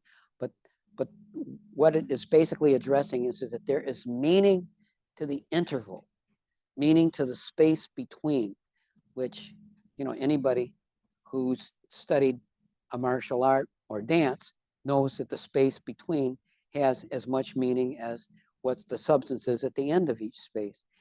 Why mutable signs are, I know this sounds wacky, but in a very real sense, they exist in two places at the same time. And that what we experience is this vacillation between the two is the way our mind jumps from these two places that they exist. And learning to navigate that space gives you certain control over that level of your own being. And it's a very important. And if you noticed, when you're with somebody, I've had clients where I see that they have a trine or a sextile between Mercury and Jupiter. And when it's a close one, going to the issue of what orbs do you use, on this one, when the orb is really close, I can say, I bet you found it very difficult as a child to tell a lie, even when it was in your best interest. Oh yeah, that's true. I can't. I get a visceral reaction to it. Well, the fifth chakra is the throat chakra is Mercury, and the gut or the Jupiter chakra is your inner wisdom. And when the two are tightly connected, it's very difficult to speak something that you know not to be the case. Now, if you got a square between the two, or even sometimes a conjunction, certainly the story doesn't lose any fat in the telling. You know, and sometimes things can get stretched a bit, but that trine and sextile, it's a funny thing. Every aspect has its own. No, it's for their whole life. It's but the thing is, kids have a natural inclination to go around things that are going to get them into trouble. That was why I was just saying I've seen that to be the case. Now, I'm going to see if I can find, I had this really cool diagram, if I can find it. I don't know. I'm trying to get to my desktop and I can't seem to get there. I had everything lined up on my desktop. Okay. Thank you. You're right. Thank you very much. Another diagram that I got from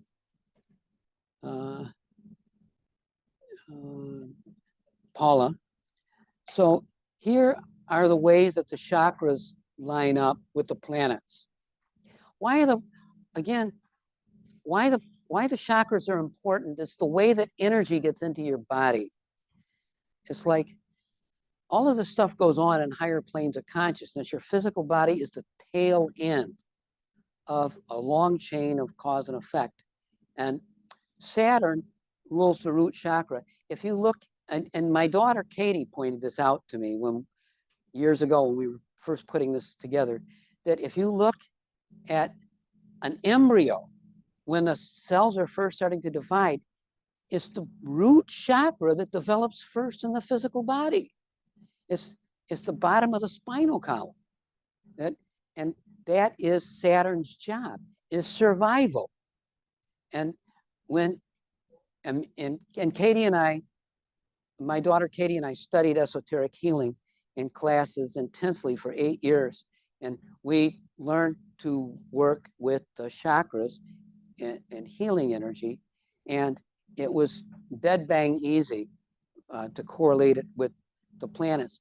The material came out of, the Alice Bailey's work, esoteric healing, but in esoteric astrology. But and you will see different correlations with planets and chakras. But trust me, these work, and they operate. So Saturn is the root chakra. Jupiter rules the second chakra.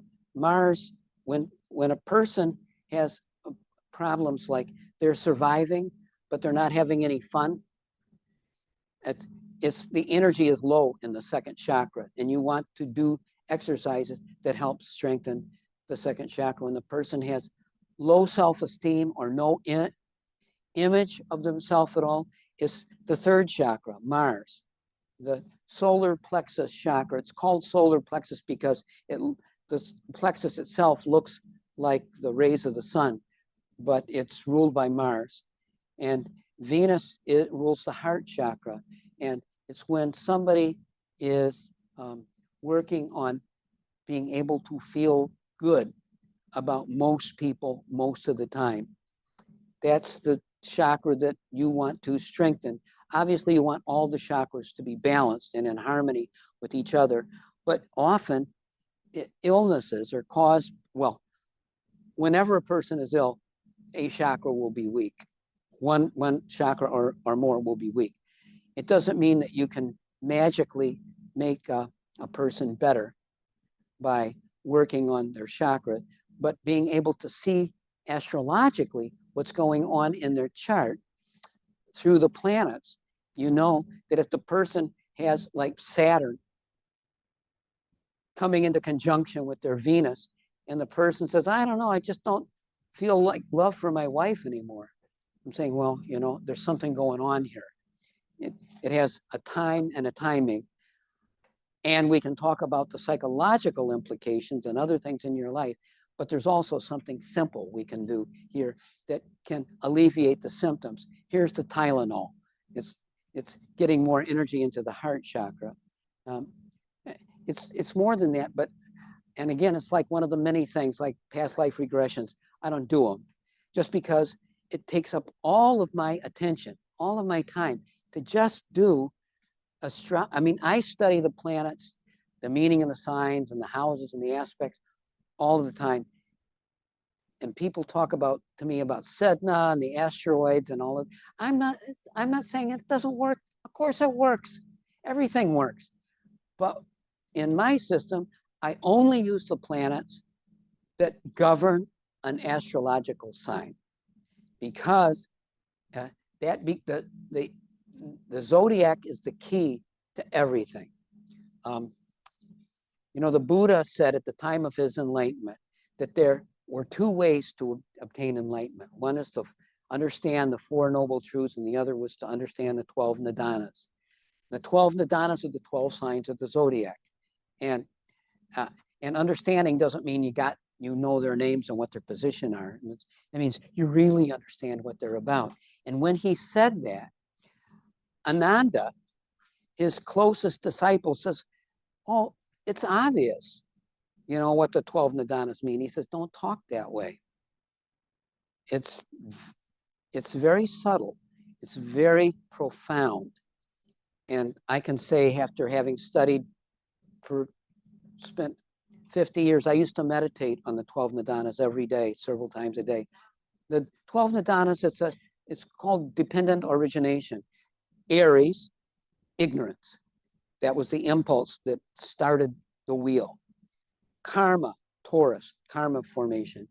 That Gemini is the next link, and then which is the development of consciousness, and then name and form, which is Cancer. Which, you know, here's Tommy, here's my boy, and then the fifth is what the Buddha called the six senses, you know, five senses, and then the higher mind, and then contact, which is Virgo, and then feeling, which is Libra, which is, you know, you have some feelings that you like, some you don't like, and some that you're neutral, and then the eighth is desire, you know, that you desire certain things and you get involved with them, and then ninth house is Sagittarius, which is clinging. You cling on to something. You either burn it all up in Taurus and Scorpio, and then you move on to what do you have left? It's God in some form, and the clinging to that is either a false God or a real God. And then there's the Capricorn, which is becoming, which is you're on the freight train of moving in to something new. And then there's birth, which is Aquarius. And then there is suffering, which comes from birth. If you're born, you die. And that's where you end up. And then you're back on the wheel with ignorance because you didn't get enlightenment, because you didn't understand it. And so and the Buddha said, the wheel keeps spinning because of the first Nidana and the eighth Nidana, which is ignorance and desire. If you eliminate the ignorance and eliminate the desire, which are the Mars, this all goes back to what we were talking about. The reason for incarnating is your Mars. So getting control and learning to utilize the throat chakra, Mercury, is because that allows us to get a certain amount of, that is a vibratory control over the environment. It was like, any of you see that movie, Darkest Hour, which is, Gary Oldman plays the part of Winston Churchill. And at the end, and everybody's leaving the building, the guys who were opposing him in the Conservative Party says, what just happened? He says, well, Winston just weaponized the English language and sent it off to war, which is, the ability to speak, the ability to communicate. That, and again, what is your Mercury? How is it configured in your chart? How do you communicate? How do you get your message across? How do you hear what other people are saying? How do you receive it? How do you process it? Becomes very important. And what is the sixth chakra? Is lunar. It's the moon. It's it is the ability to create an image, the ability to see something. I had a massage therapist who was miraculous. She says, anytime somebody comes to see me, I see them as whole. I see them as healed before I start working on them. You get the image in your mind, and then you create it in the external world. And the crown chakra is where the energy from higher consciousness comes in. Anyway, these are bullet points around how the 12 Nidanas and 12 signs of the zodiac works. I just wanted you to see this. It's, again, if I had covered everything that I had outlined to cover in the class today, we'd be here till the next November. But I wanted to just give you a flavor for these things.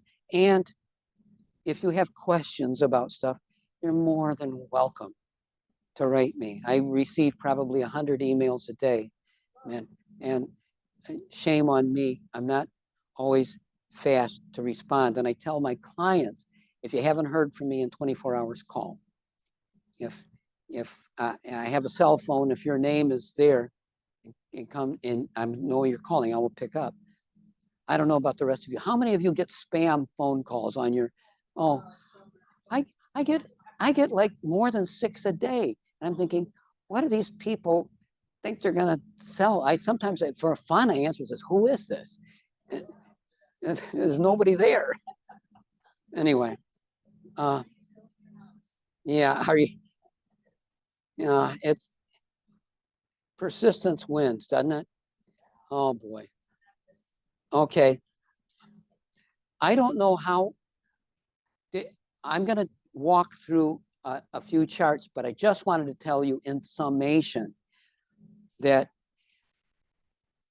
I have a little end thing at the end of this chapter 10 called Infinity, Creation, and Us.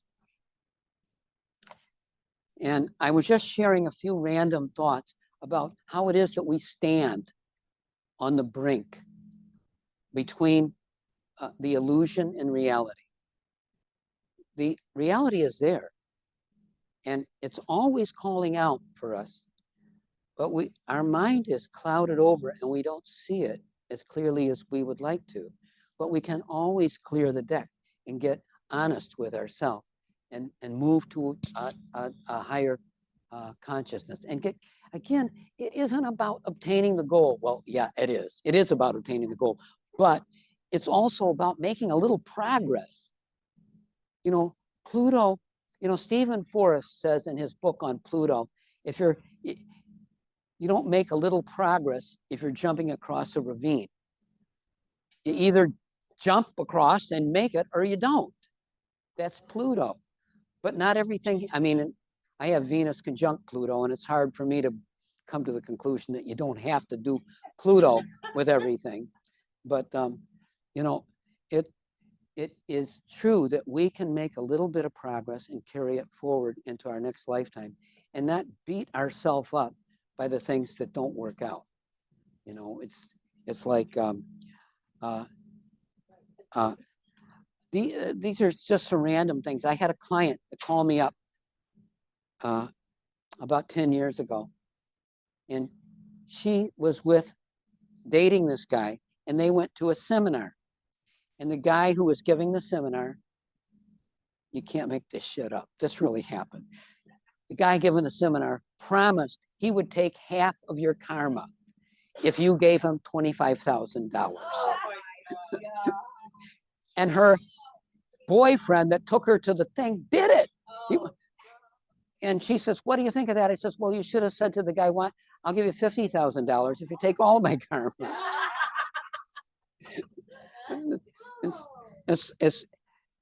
And I read in the back of New Age magazine, when there was a New Age magazine, this guy promised God realization to anybody who came to the workshop. Well, okay, I can promise God realization to anybody that comes to anything, but I can't guarantee when it will be. You know, it's everybody's destiny, but not everybody's destiny right now. I have a therapist friend who's now retired, who's a Buddhist, and he was with the Dalai Lama. And he said the only time that the monks with the Dalai Lama there had ever seen him get angry was when a high schooler from the United States asked him what was the easiest way to gain enlightenment. Hint, there is no easy way. It's like you don't get it by just deciding, oh, that sounds like fun. I think I'll do that. I'm not doing anything this weekend. You want to go to enlightenment? But the point is that it's okay to be dabbling. It's okay to be shopping around. All of those things they're preliminary. It's sort of like when I was a kid, I had a girlfriend. We were about 2, 3 years old at the time, and I'd go put on my dad's shoes, and she'd go and get my mother's jewelry and put it around her neck, and we'd play house. Well, okay, yeah, but it was just play, you know. And yes, we'd get a picture of how things were done, and it's preliminary. It's how many times I've heard people say, well, I have to do yoga a little bit better before I go to a yoga class. It's like, well, you know, they have yoga classes for people who don't do it so hot. It's like, well, I want to go to the gym and work out, but I have to lose weight first. Well, maybe if you went to the gym and were working out, you would lose weight. You know, I don't know. I know people say these things, and we all think these thoughts. I half a dozen times, at least through the years, I've had somebody say, I need to go to the doctor, but I have to get well first. It's like, I'm not well enough to go to the doctor. It's like, oh, well, I was driving down the road and I saw a sign that says, if you're waiting from a sign from God to tell you to go to church, this is from God, go to church. So you have to keep, I can't emphasize it enough that you can learn a lot about astrology when you focus on the transits, focus on what's going on in your chart. And just to remember, you don't have to be perfect. You are perfect. You're fine just the way you are. And you're doing exactly what you're supposed to be doing. And you can do more. That's the message. As Krishna says to Arjuna on the battlefield after he's given this long dissertation on what yoga is about, you know, basically the middle way. Yoga is for people who don't sleep too much, people who do not refrain too much from sleeping, people who don't eat too much, people who don't refrain too much from eating, all of this. And And Arjuna says, I don't want to go kill my uncle. All of these people fight this battle. I want to be a wandering mendicant and just go door to door begging. And Krishna says to him, it's better to do your own dharma poorly than somebody else's well. Yeah, of course you could do that, but that's not your job. That's not what you're supposed to do. And so each of us has to take up the charge of doing what it is that we're supposed to do. And if you have love for God, you're very fortunate because nothing else really matters. Okay, so now we'll take up the charts. I'll look at charts of participants. I would tell you that I'm obviously not going to be able to look at all the charts that were submitted, and I apologize for that. But you know, my friend Donna Stellhorn wrote a book on Chinese astrology recently, and she used this image. She says, if everybody in the world received a penny from you, you would be much poorer and none of them would be any better for it. But if you received a penny from everybody in the world, you'd be outrageously wealthy and they wouldn't even notice that it was gone. Again, it's all about looking at the flow of how we connect with each other and what is our duty? What are we supposed to do? And if we do what we're supposed to do, we get better. Now, does anybody need a potty break now? Because if you do, I'll wait. Not long, but I will wait. Anyway, so I'm gonna. Okay, take a 5-minute break, okay? Okay, we got it. We got to get going. We have 55 minutes, just so you know, because I've given my promise that we would absolutely be done at 5 because there's people that have an airplane to catch. So I'm grateful for everybody who's made the effort to come out here. And when we're speaking of karma, it is true that we've all been here before. We've all been together before, all of us. And it is good. I feel it and see it, and I know our old acquaintances, and it is very fulfilling. It's heart-filling to be with you. And I want to walk through these. I'm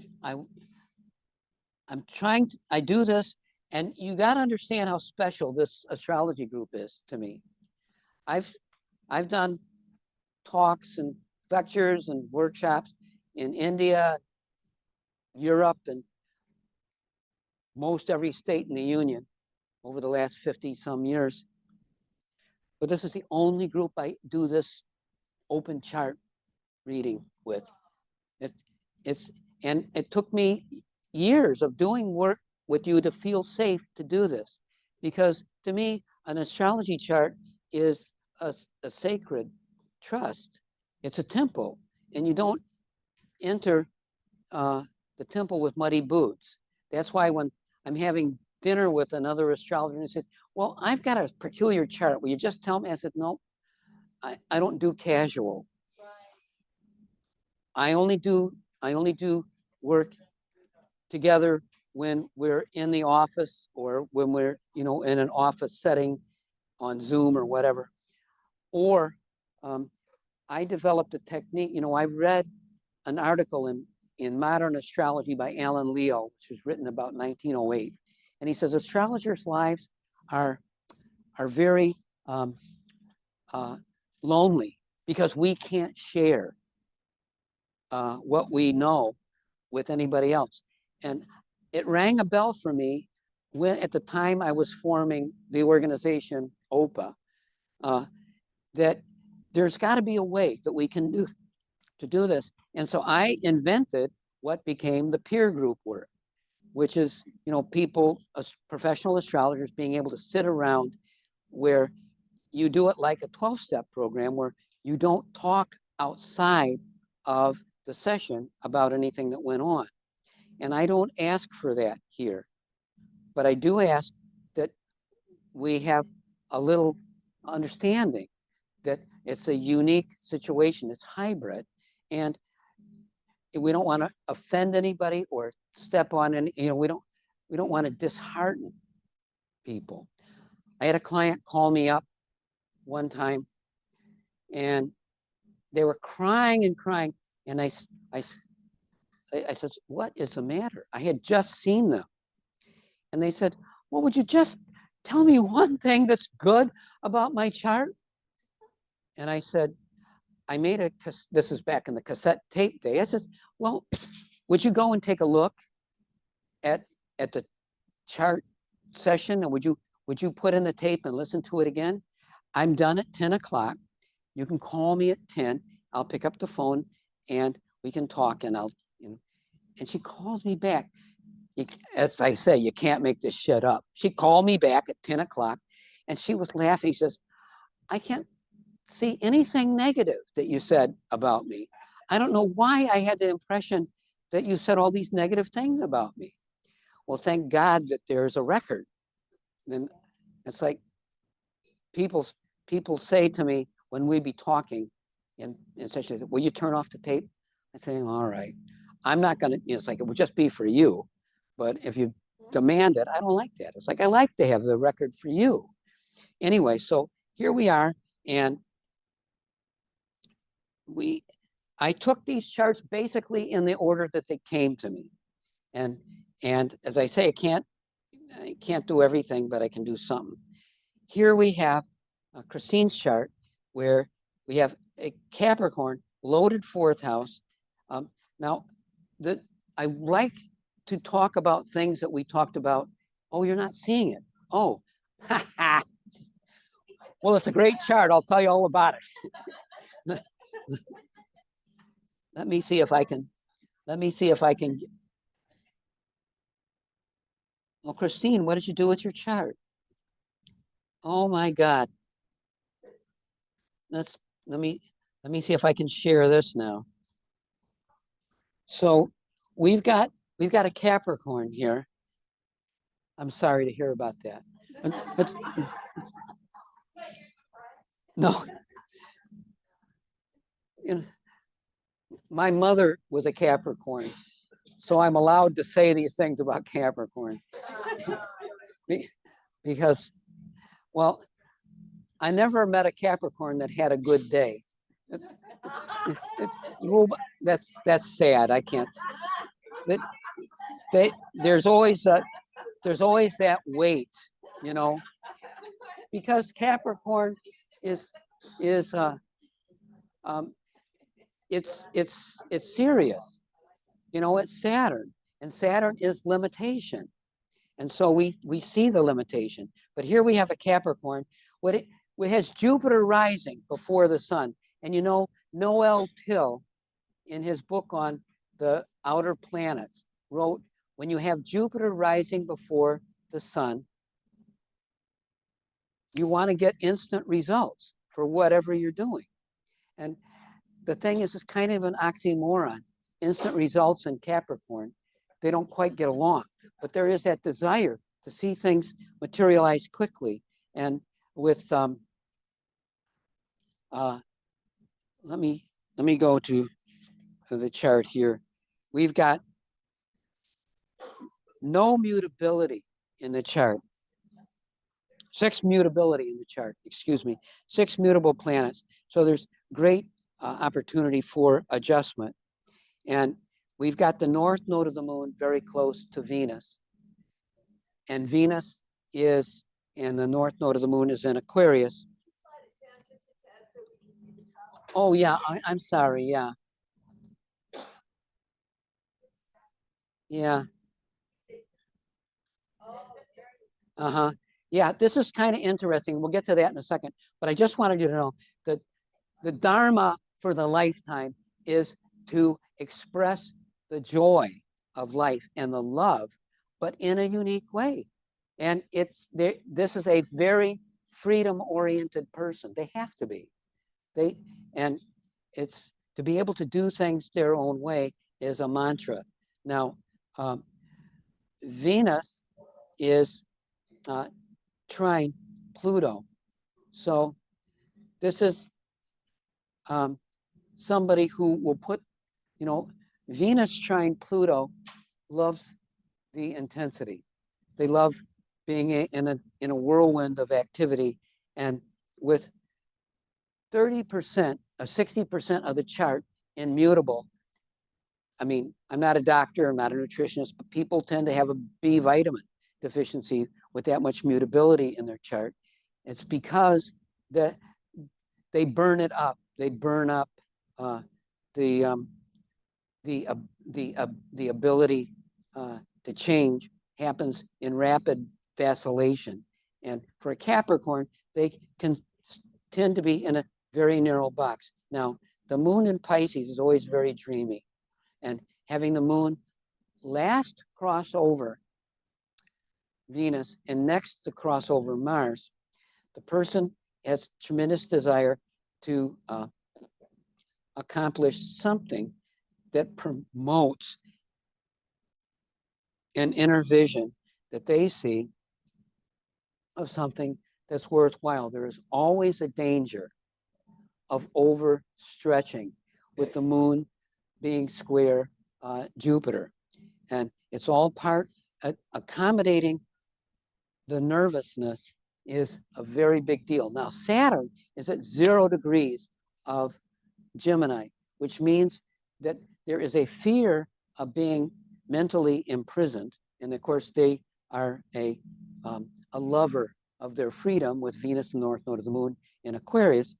But it's Saturn, so it's required.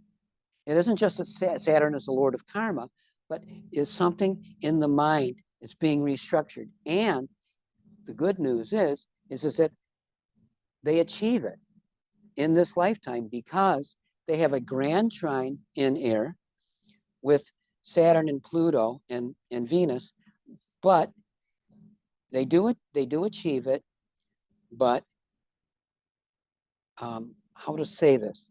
It's not easy and it's not comfortable, but it's not comfortable, but they get the job done. After Capricorn, after all, Capricorns get the job done. That's what their middle name is. So how about the midheaven being on the very last degree of Taurus?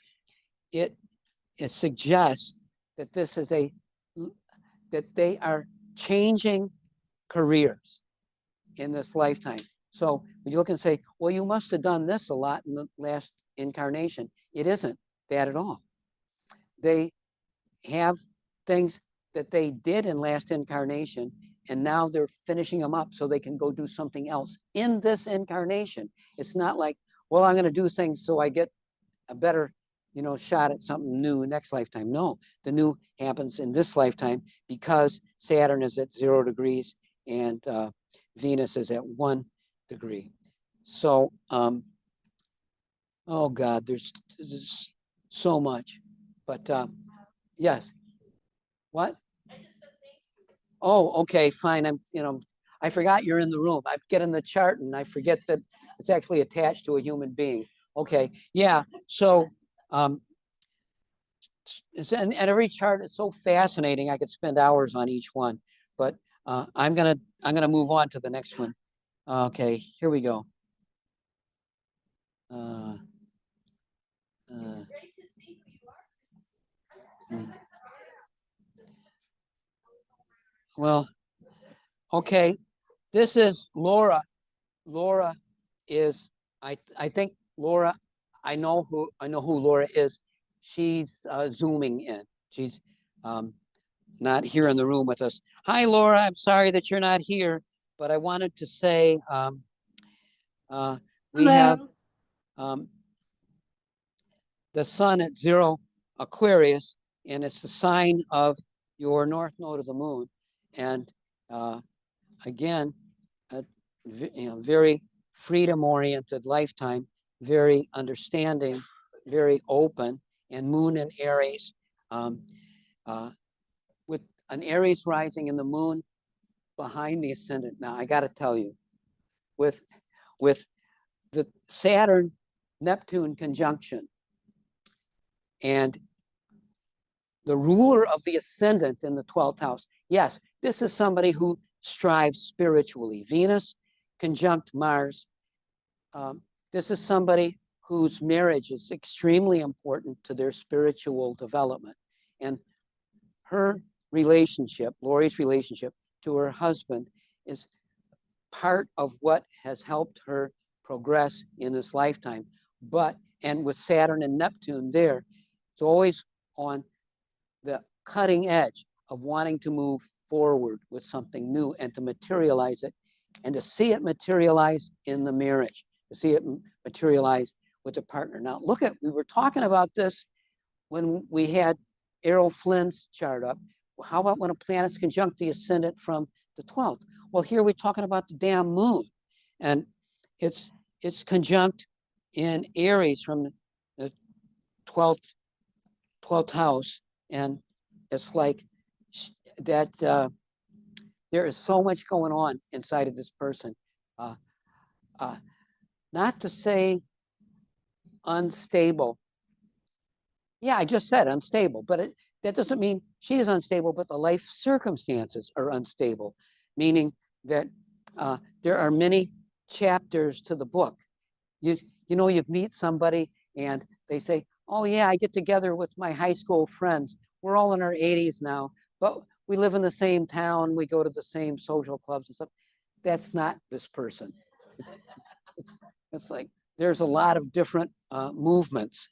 And with Mercury in Capricorn, square the Neptune, Saturn, there is a lot of desire to get it right, and to make sure that she's on the right track. You know, Mark Edmund Jones used to say that Mercury, Venus, the moon, and Mars, one of those four planets will rise before the sun. And they are what he calls the planet that describes your job or your social station. Now, it's easy to make too much of this, but he called people with Mercury rising before their sun, they are scribes. They take things down. They serve that function in life. And with the ruler of the ascendant and the ruler of the descendant conjunct in Pisces in the 12th house and intercepted, they are very, what would we say, wound up with anybody that they are married to, anybody that's in that spot. Now, you can say, well, do you know whether they've been married once or twice or three times? Not important. It doesn't matter.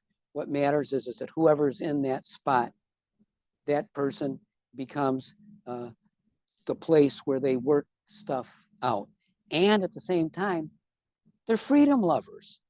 And to find a unique path for themselves and their own personal identity in this life is very key. And it, again, I assume, like with everybody here, we don't see a lot of ease. It's not easy, but it is an amazingly adventuresome lifetime. Anytime you have Aries, moon, and ascendant, the person's going in all directions. Just go ahead.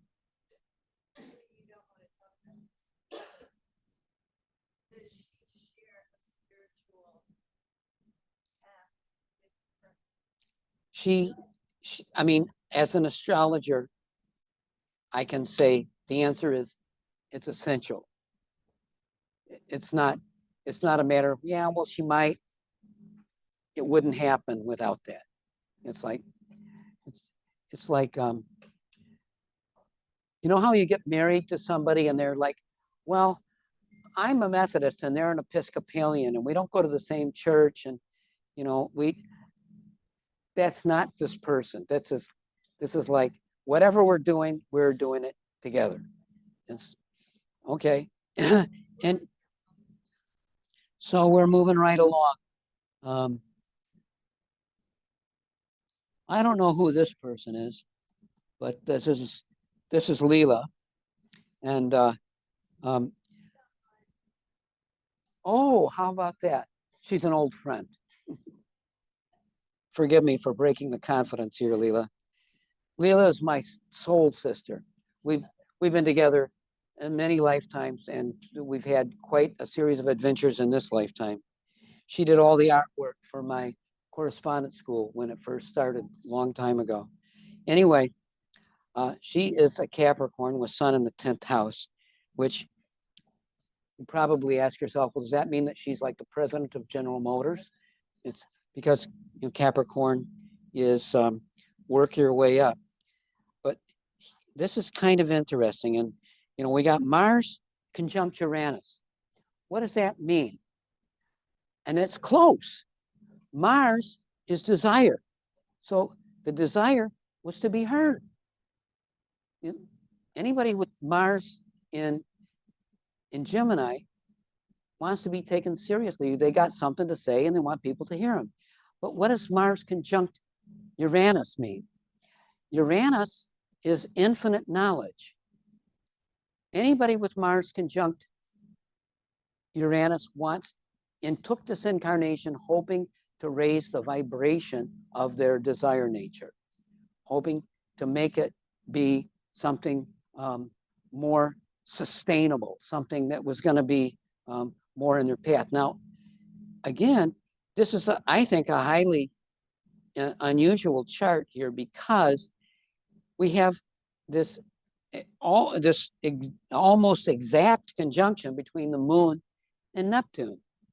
Now, moon and Neptune is a very spiritual combination, and the moon in any aspect to Neptune is helpful in terms of artistic sensitivity, in terms of being tuned in to the culture, but the conjunction can bring a certain amount of paranoia with it, a certain fear of losing contact with what's substantive, what's real, and it is a struggle. Now, the thing is here, the south node of the moon is in Aquarius, right?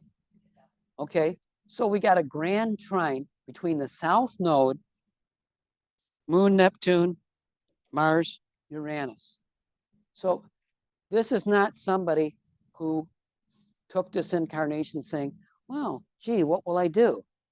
They were magnetically pulled toward exactly the things that they'd been involved with in past incarnations. Now, the south node of the moon is ruled by Mercury, which is retrograde.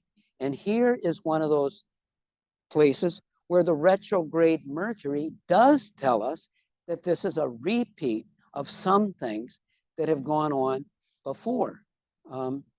And it's it's a very potent pattern, and it is the planet of Mercury is the planet of Oriental ascension, which is like your ambassador in life, and it's in the 9th house. Now, I know this from Leela, and I assume that that Leela wouldn't mind me telling you, but Leela has a spiritual master in India, and she is an artist, and with her own hands, she built a Hindu temple with, with materials that she gathered herself. It's huge. It's like you can hold like a gathering at this type of gathering inside her temple. And it's quite magnificent, but you can see that from her chart, the moon, Neptune, Mars, Uranus, desire to make something happen. And with Pluto conjunct the north node of the moon, she's being pulled. Again, remember, this is taking place in the 4th house, but she's being pulled. And the 4th house gets stronger as you get older. So you're being pulled to get outside of herself and to get out in front, to be more, in front of people and more in front of the stage, so to speak. So Jupiter is in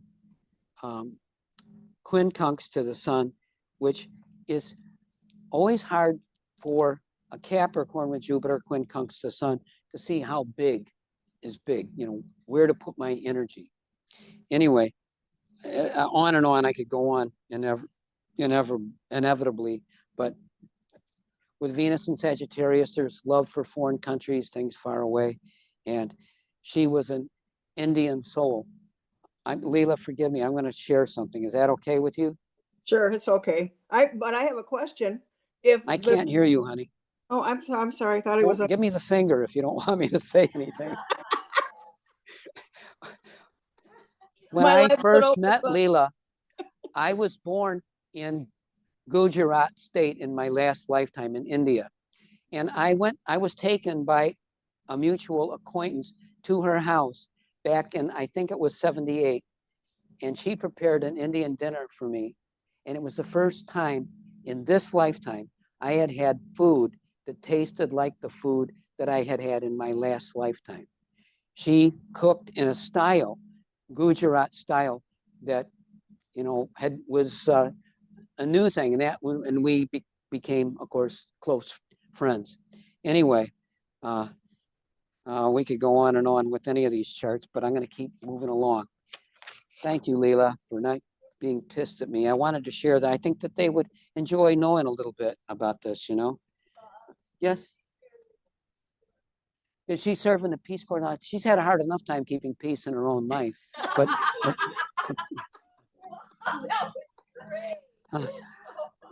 no, the thing is, I mean, nobody ever said this, but I know her husband, Dale, and the man has to be a saint. It's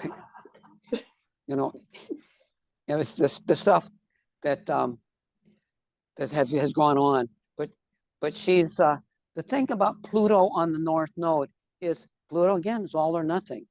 It's like when she had a Kundalini experience, she renounced everything, including her clothes. It was like, which is not something you do when you're the den mother of a Girl Scout troop. It's like, but the thing I always loved about Leela is the fact that she's an extremist.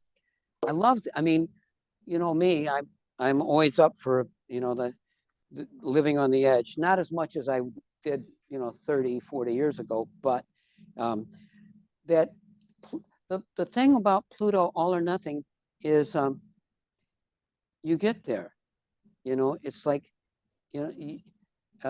as Stephen Wright, the comedian, says, if first you don't succeed, then skydiving is definitely not for you. It's like,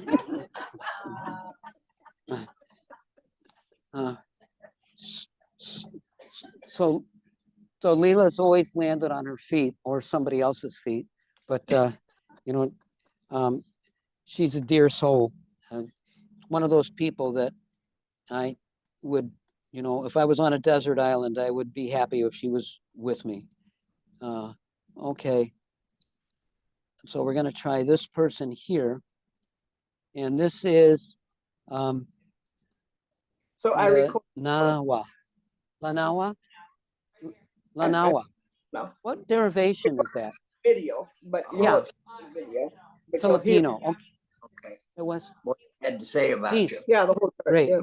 Well, this is a good name. Peace is a good name Why for Mercury somebody would rule with Aquarius 5 planets in Libra. and It's- Mercury is ruling Aquarius, the South Node. And I wanted to ask him that. we've got, again, the South Node of the Moon in Aquarius and Mars conjunct the North Node in Leo. And the question was asked before, what happens when you have a planet conjunct the node? The planet pulls the node along to manifest what's happening. And so it is Mars. And Mars in Leo is it's hot. It wants to be active and flamboyant Good. and out there. And Get this input is a on my, Virgo. Virgo is not noted for their flamboyance. Virgo is noted to be picky, critical. It's like they take care of things. They manifest the details. And this person is a Virgo with Mercury conjunct Saturn. Saturn, the Lord of Karma, in Libra. And so this is somebody who easily defers to others. The ruler of the seventh house we're trying to is get in the 12th. the chat thing. So what does that tell us? The spiritual path is through relationships, through being connected with others. And looky, we got basically a bowl chart. You know, Mars, the cutting edge planet, the moon down here, the consolidating planet in Capricorn, and all of the other planets are inside half of the chart. This people with a bowl chart are not satisfied with half knowledge. They got to know what the truth is. They don't have to share it with anybody. They have to know it for themselves. I was asking one of Mayor Baba's disciples one time, what was the meaning of Mayor Baba's new life? And he said to me, if I had a week off and could just think about it, I would have an answer for myself. I don't know that it would mean anything to anybody else, but I would be satisfied with it. That's a bowl chart. It's like you have to know, and you are moved. You know, the motivation is by the empty part of the chart. And so, you know, all of this stuff, you know, from the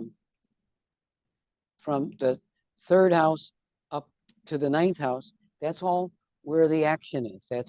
That is what the desire has to be. Now, Mars on the north node of the moon, being ruled by the moon, the higher mind to her has to make sense. In other words, this is not a Pisces type of chart. This is a chart where the data has to be there. You say you're my spiritual master, prove it. It's like, let's show me the data. Do something. Like John Denver saying to God in the movie, Oh God, well, make it rain. And it starts raining in his car.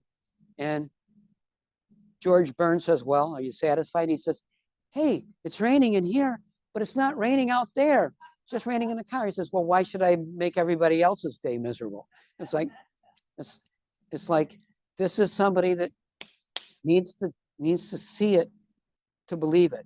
But once they've seen it, they can go like a laser. Mars on the north node of the moon, they can go like a laser. And what do they have to give up? The south node of the moon is in Aquarius, and it's like, oh, well, I have to probably do it everybody else's way. In other words, Aquarius is, I do it my way. But this is somebody with moon in Capricorn, and the south node of the moon at the very beginning of Aquarius saying, oops, you've tried it your way, it didn't work. Now let's see if we can make it work everybody else's way. And then again, that's with the sun ruling the north node of the moon right on the cusp of the 11th house. This is a transitional lifetime for the person. There is friction because Mars, north node of the moon, in the ninth house, there is, well, again, it can be a cultural thing because the moon in Capricorn wants to do it exactly the way it's supposed to be done. And Mars is in Leo on north node of the moon in the ninth house, it's a foreign country. So it's in a foreign culture. It's like, oh, the adaptation has to take place. Anyway, anybody who's got 5 planets in Libra, regardless of where everything else is going to have a healthy dose of wanting to please others and go along with them.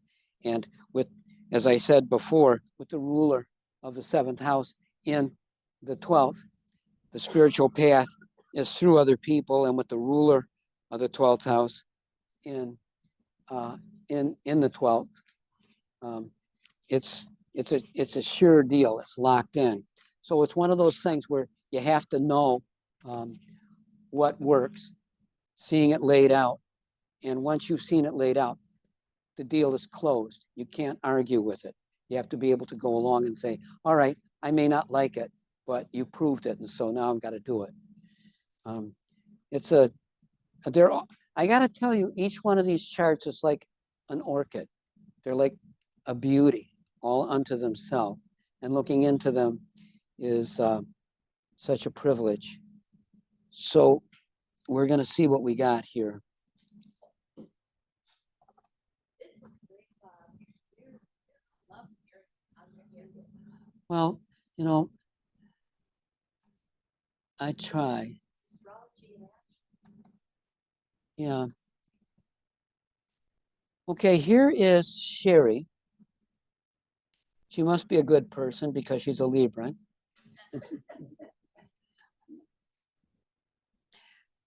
Libra with Sun in the 7th house and 29 degrees of Pisces rising. So guess what's going on in Sherry's life right now? Holy heck. Ha! What's the name? Sherry. Sherry?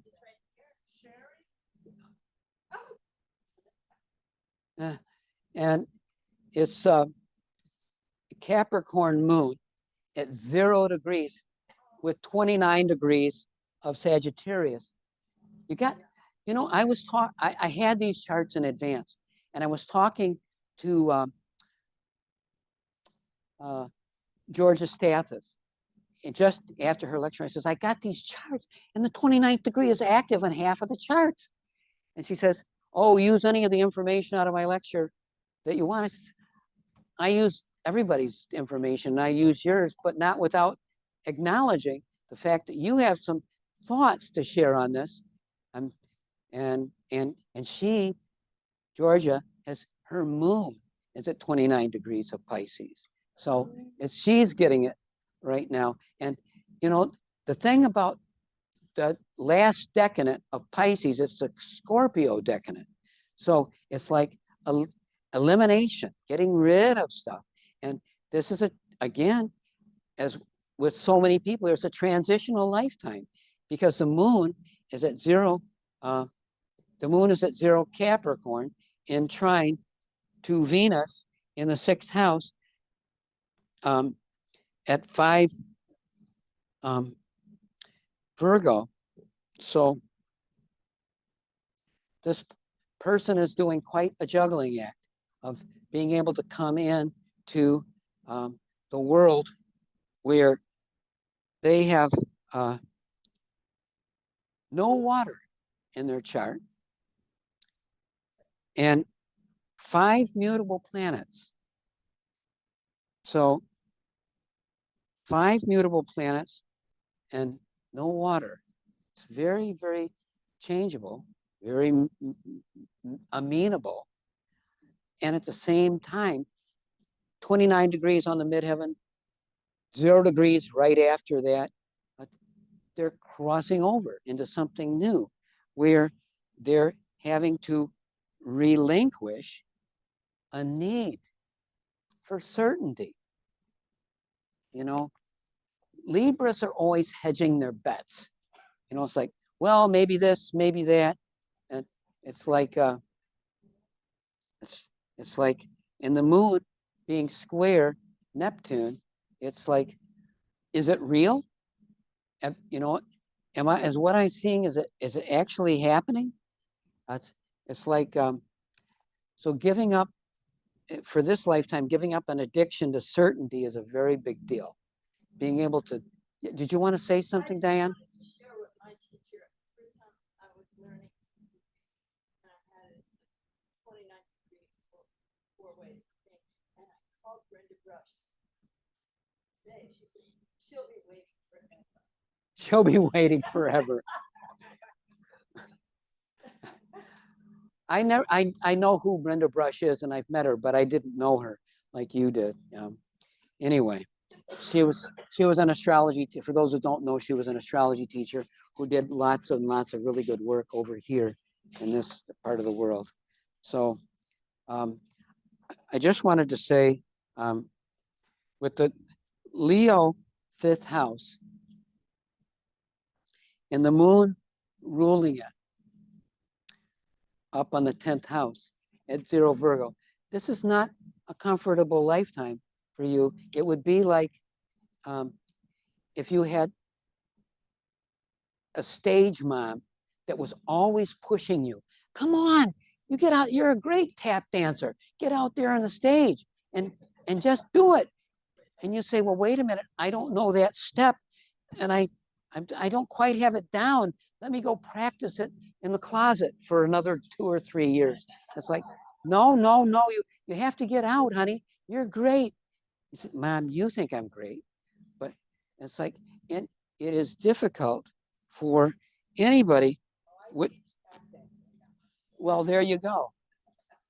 That's one way of overcoming it. Yeah, damn, you did a good job. And this year is obviously a very important transitional time. No, of course you don't. You have Neptune on your ascendant. You don't know anything.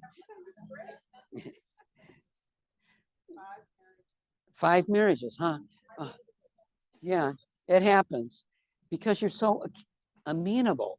It's like, oh, you want me to do that? Okay. Well, stop doing this. Oh, okay. It's like, but that north node of the moon and Leo in the 5th house is saying, hey, you got to do your own thing. You have to draw up the rules. Yeah, it takes a while. You know, my sister called me up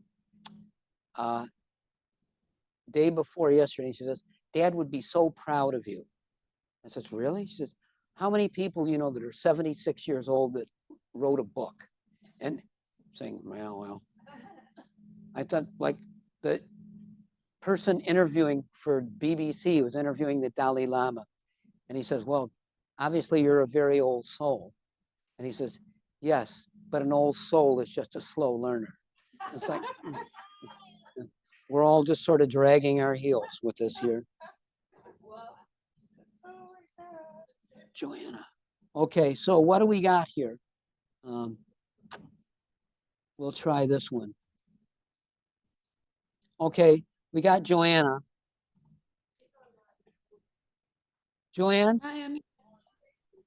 Okay. Okay. This is you can see the chart. Oh, you can? Hi, Joanna. Hi. Well, there you have it. See, anyway, we got here, you know, this is very chunky. We got this 12th house that is overflowing. You know, we got the south node of the moon, and I don't care what you say, Joanna. I'm going to tell it like I see it here. You're an Aries, and you got moon in Pisces at 0 degrees. As God is my witness, Mark Edmund Jones would look at your chart and say, you're a prophet. You've got something to bring to the world. You've got some visionary quality that needs to come out. And what to make of all of this stuff in your 12th house? Well, you know, Jupiter and Uranus in the 12th house conjunct each other is a lucky charm. But caveat is sometimes you don't get the luck where you want it and when you want it. And all of it being ruled by Jupiter, and Jupiter with Uranus in the 12th house, Isabel Hickey would say you have 11th hour luck. It's just when you think the worst is going to happen, somebody comes and pulls your chestnuts out of the fire. Now, I've said this with other charts, but the 4th house gathers strength as you get older. It rules the latter part of life. So after the midlife crisis, which happens at around 45, when Saturn opposes Saturn and Uranus opposes Uranus, it's a for astrologers, that's a mathematical entity. And the midlife crisis does all the things that people do in the midlife crisis, as we know about. But what it means here is for this person is that they started getting what would be the expression, their groove on in the latter part of life. Well, Mars is in its detriment in Taurus, the proverbial passive-aggressive stick in the mud. But it's conjunct Mercury, and it's a close conjunction. And whenever you see a really close conjunction, it usually points to something that developed over many lifetimes. So this person being an Aries with the moon rising before their sun can weave quite a web of how things should be or can be or are. And with Mars and Mercury opposing Saturn, they get to where they're going by being fearless and playing the game by the rules and staying with it no matter what, no matter how. This is a lifetime of determination. They get to where they're going. And you know, to say to an Aries, be patient, is like, that's like a wasted sentence. It's like, patience? What's this patience you talk about? This is a true story. I had a friend who was with Mayor Baba, and he says, I'm God. Ask me for something, I'm in the mood. Ask me for something, I'll give it to you. He really said this to Baba. I want patience, and I want it right now.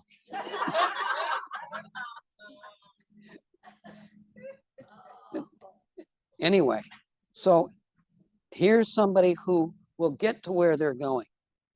Why? Well, because they have to. But it isn't because they saw the road, they got on it, and they just drove and they got to the destination. Because Saturn in Scorpio is deep, and the fears are many. And with the last degree of Sagittarius rising, the person is willing and capable of hiding that deeper side of their nature, the fears. You know, you could talk to her 10 best friends and they say, she doesn't have a care in the world. She's so lucky, she gets this and that and everything works out, without realizing, yeah, the Boy Scout helped me across the street, but I didn't want to go. That was his good deed for the day, but that didn't satisfy me, which boils down to recognizing all of the cavalier Sagittarius South Node, Neptune on the South Node. I've got an idea. Let's invent a new aura pendulum where we can diagnose the colors in a person's aura by how they hold this pen. I'm thinking, yeah, that's very Neptunian. That's very Sagittarian 12th house thing. But that's not going to, but you know, that's not going to row the boat. That's not going to actually pull you forward.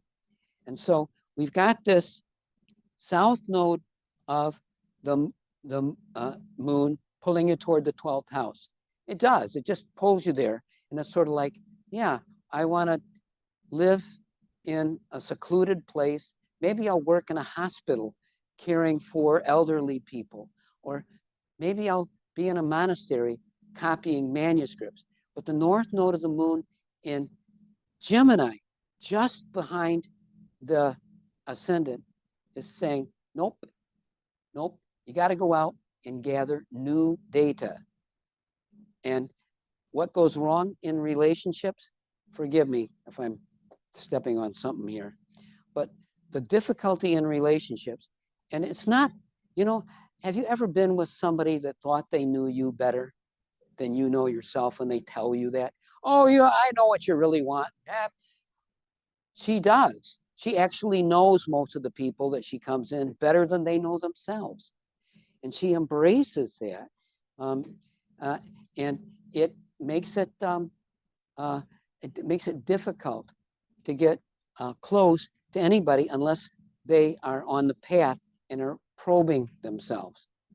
Intimacy is harder for anybody with Saturn in Scorpio, but it becomes a little bit harder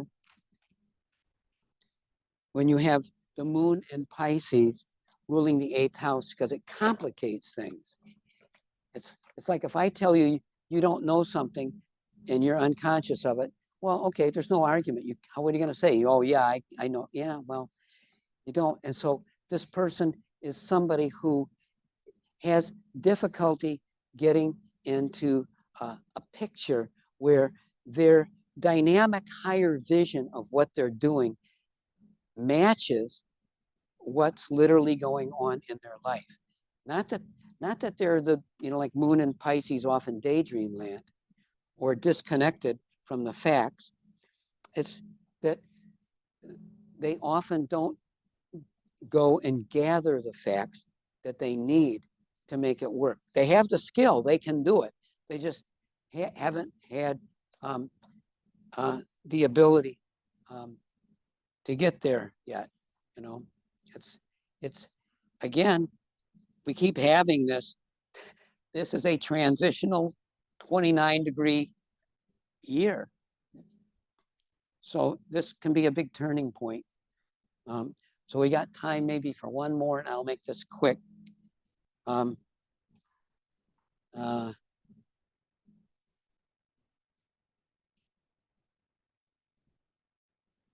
Okay, here is the chart of Mary.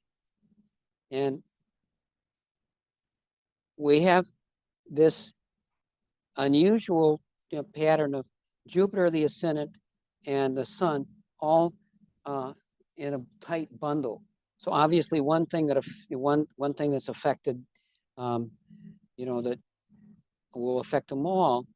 And if we look at the Dharma, north node of the moon in Taurus, which is, the Dharma is to create a pattern of regularity. One thing goes to the next, and the habits lead to some end product, and to develop a bigger picture of self.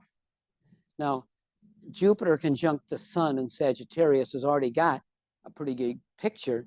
So what we need out of the 6th house is clarity. It's like filtering it down to where we can see exactly what has to happen, and we get Venus ruling that from the 1st house in Capricorn. So there is that with Capricorn, Venus trine Mars in Virgo. This is a person who took this incarnation to get the details of daily living accurate. But the relationship with the spiritual master is consummate. Mother, father, Mars, brother, sister relationships all get connected and collected in the 9th house. So this is somebody whose potency is coming to a head now with Pluto trine Jupiter, the sun. They have the energy, they have the enthusiasm to make it happen. Mars is the outlier in Virgo here because of the Sun, Jupiter, and Mars, and the north node of the moon. The only thing that is not so easily integrated is that Mars at zero Virgo, but it is in trine to Venus, and so with that trine to Venus and Venus ruling the sixth house, it is through work and service that the final integration comes. Anyway, I would go on and on, but we have to call it quits. I promised that I would end at 5, and here it is 5. So I'm going to hang out. I'll be here for a while. Thank you very much. I enjoyed your company.